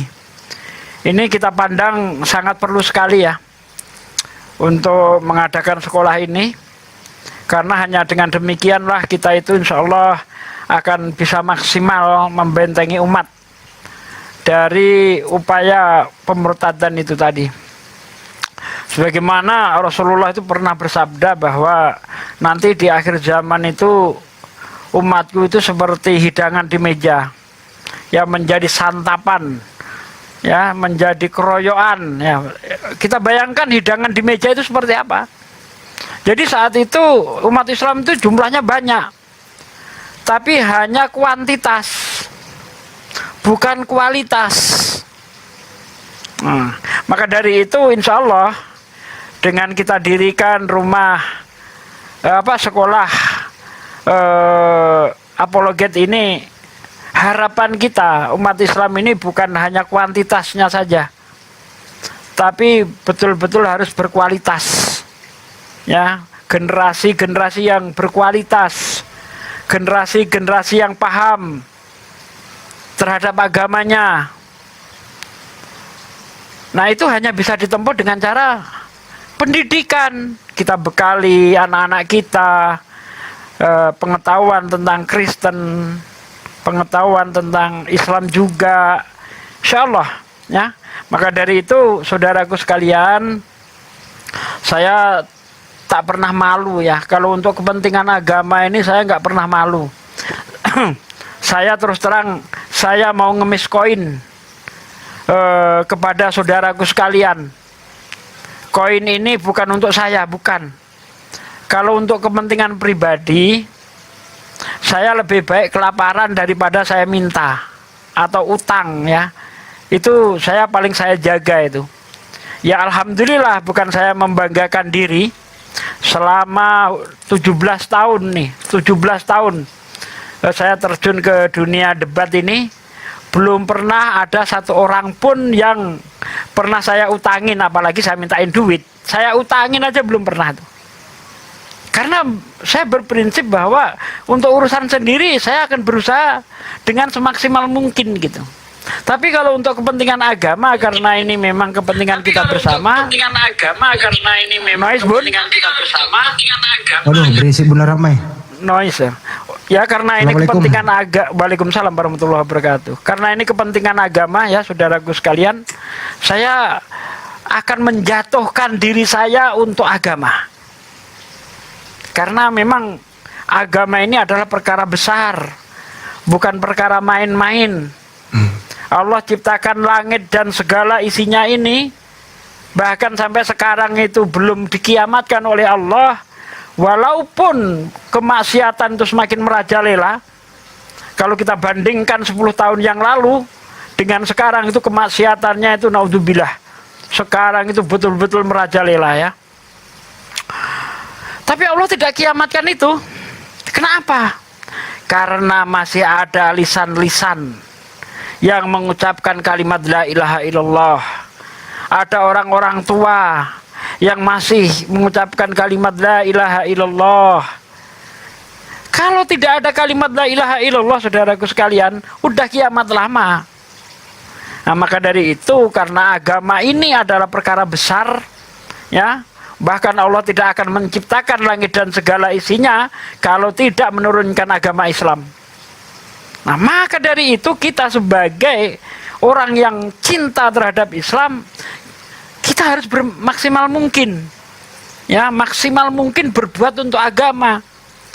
Jangan pernah berpikir mau cari makan lewat agama, tapi berpikirlah apa yang bisa ku perbuat untuk agama. Begitu kawan. Kalau kita mikir agama untuk cari makan, ya apa bedanya dengan agama sebelah? Mereka sekolah tinggi-tinggi supaya punya karir, ya. Mereka sekolah tinggi jadi pendeta, itu pekerjaan, karir. Tapi di Islam, kita sekolah sampai ke Madinah, sampai ke Yaman, itu bukan untuk menjadi karir supaya jadi ustadz, tidak. Nah, bedanya di situ. Ya, kalau mereka pendeta itu ya tidak beda dengan gelar dokter, guru, itu karir karena memang ada sekolahnya. Tapi tidak ada sekolah untuk jadi ustadz, itu nggak ada. Ustadz itu diberikan kepada orang yang berilmu, itu yang memberi itu masyarakat.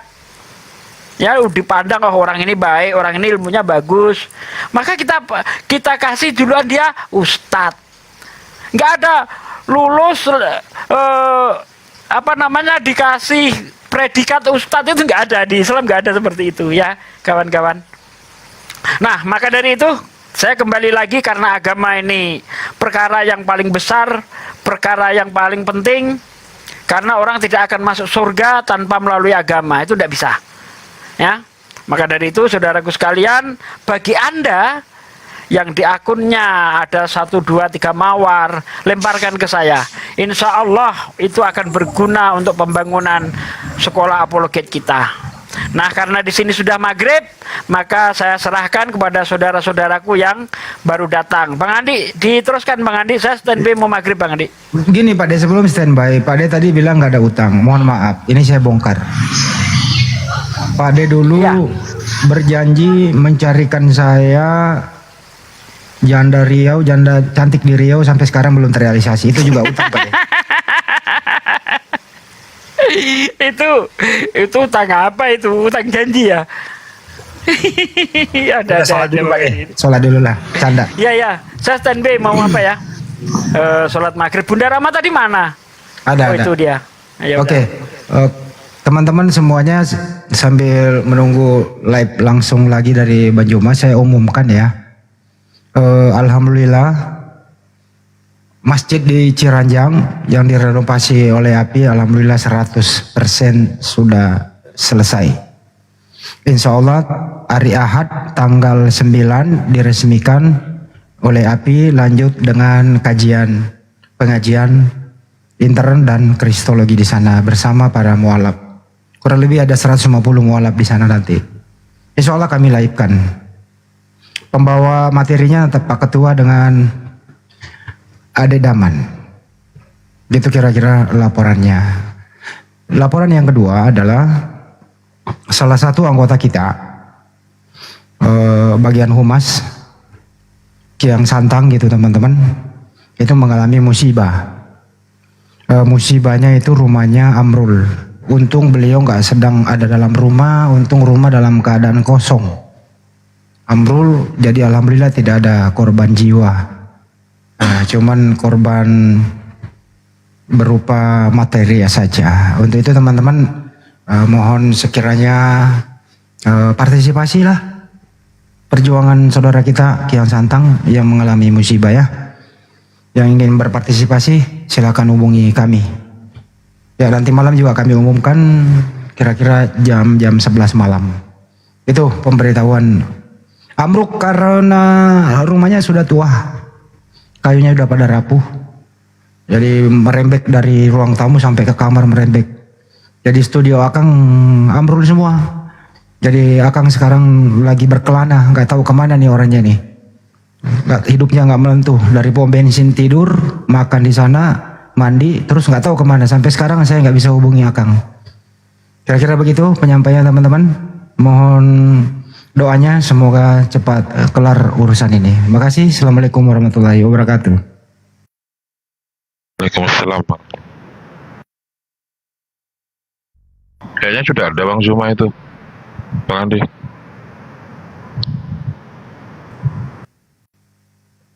Kenapa nggak ke itu, Deng? Ke rumah API, ke kantor API. Ke sini? Iya. Bisa ke sini tapi dengan catatan harus kelar rumah dulu itu. Dia nggak pulang sebelum kelar urusannya kan gitu. Itu Bunda. Itu apa? Gempa atau longsor? Enggak, ambrul karena kondisi kayunya memang sudah pada rapuh, udah kurang lebih 15 tahun tuh rumah nggak diurus-urus gitu kan. Nah, gitu. Ya. Ambrul ya, ini mau pasang baja ringan lah seadanya dulu. Oke.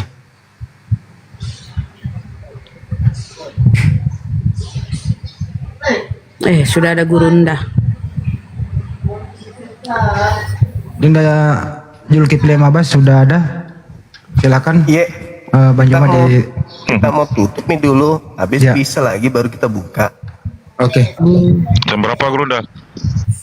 Mungkin jam 8, jam 9 kali. Jam 9 lah. Iya. Jadi itu Banjuma ya disupport ya. Kasihan saudara kita. Iya, sebagai tadi penggerak juga si Akang. Ya. Iya. Saya tadi juga mendengarkan informasi ini, miris sebenarnya, miris sekali sih. Ya udah nanti kita umumkan lagi ya bahwa teman-teman saudara kita seperjuangan kita kena musibah gitu kan, rumah beliau ambruk ya mungkin karena Katanya sih itu peninggalan orang tua nggak mau disentuh, maksudnya mau dilestarikan, tapi ternyata yang mau kayak mana lagi kalau udah ambruk kayak gitu, mau tidak mau harus diperbaiki. Nah, Dijual baru beli lagi. Nggak, masalahnya orang tua punya warisan, mungkin kasihan peninggalan orang tua. Ya kita rumahnya Kiang Santang. Ya, beliau Akang Satria Kian Santang. Itu gangannya. Apa nama akunnya beliau? Satria kan? Iya, Kian Santang. Kian Santang, iya betul. Kian Santang. Ya, nanti kita bisalah bahu-membahu, dari API juga akan membantu beliau, dari teman-teman netizen juga yang punya kelebihan harta bisa juga bantu beliau. Minimal satu orang kan ya. Alhamdulillah lumayan untuk kita bantu saudara-saudara kita. Siapa lagi yang akan membantu beliau kalau bukan kita? Jadi begini Pak Juma, saya tambahin, Akang ini adalah penggerak di API. Terus terang ya, saya sendiri mobilnya yang dipakai, dia sendirian driver kemana-mana, semua urusan diambil alih oleh Akang kan gitu. Ya alangkah tidak eloknya kalau beliau kesulitan, kita tidak simpati. Itu aja sih dari saya Pak Juma. Iya betul Kang, betul. Ya kan, dan nanti kita ajak teman-teman setelah kita live lagi bergabung di sini ya teman-teman sekalian, untuk kita mengajak pendeta pastor untuk kembali mengulas tema-tema yang ada yang kita perbincangkan untuk umat dapatkan edukasi baik Islam maupun Kristen kan gitu. Izin Gurunda, ada di bawah itu.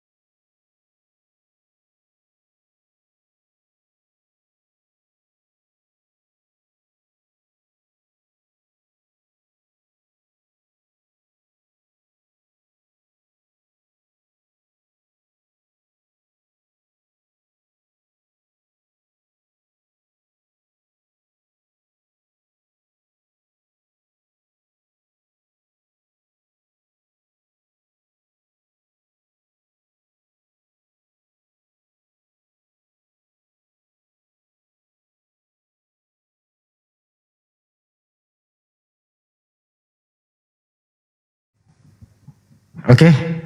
Bisa hubungi WA saya aja 0813 9233 7800.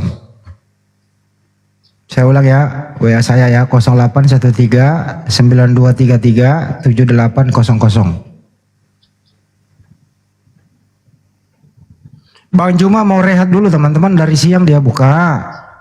Nah, terus ada kita istirahat dulu kan. Ya, silakan Bang Juma diangkat dulu. Silakan. Baik teman-teman sekalian, tadi ada yang mau naik, siapa Ivan siapa gitu. Ada apa ya? Ada yang ketik di bawah naikkan saya itu siapa ya? Silakan minta permintaan tadi yang mungkin ada sesuatu yang disampaikan. Gak ada ya permintaan bang, udah kosong. Nggak ada di multi, kecuali di privat akunnya hostnya yang bisa melihat. Kalau moderator nggak bisa, Bruda. Oke, Kalau baik. akunnya di privat. Mungkin nggak ada. Siapa tadi tuh? Budi Gunawan, iya betul. Iwan Gunawan. Ada apa bang? Kalau memang ada hal penting silakan ajukan permintaan. Mumpung pengurus API ada di atas.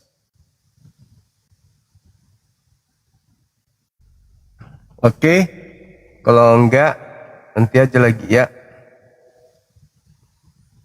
Gimana teman-teman? Kita tutup? Iya, tutup lagi istirahat dulu deh, Gurunda. Oke, baik teman-teman sekalian yang telah mendukung kegiatan kita ini, yang di TikTok maupun yang ada di YouTube, terima kasih banyak atas kebersamaannya. Saya mewakili tim Apologet Islam Indonesia, Makassar Mall Center Indonesia, mengucapkan banyak terima kasih untuk semuanya yang telah mendukung. Ya, dan mohon maaf jika ada yang kurang dari kami mohon maaf yang setinggi-tingginya. Dan kepada saudara non-muslim, jika kebenaran yang kami sampaikan itu menggores hati saudara, saya pribadi mengucapkan mohon maaf yang setinggi-tingginya. Silakan hadir di komal saya ini untuk berdialog meluruskan apa yang menurut Anda ada keliru dalam penyampaian saya. Kita tutup. Subhanakallahumma bihamdi asyhadu an la ilaha illa anta astaghfiruka wa atubu ilaih. Salam tauhid, salam satu Tuhan. Jayalah Islam kita, jayalah Indonesia kita. Takbir, Allahu Akbar. Assalamualaikum warahmatullahi wabarakatuh. Allahu Akbar. Waalaikumsalam warahmatullahi wabarakatuh.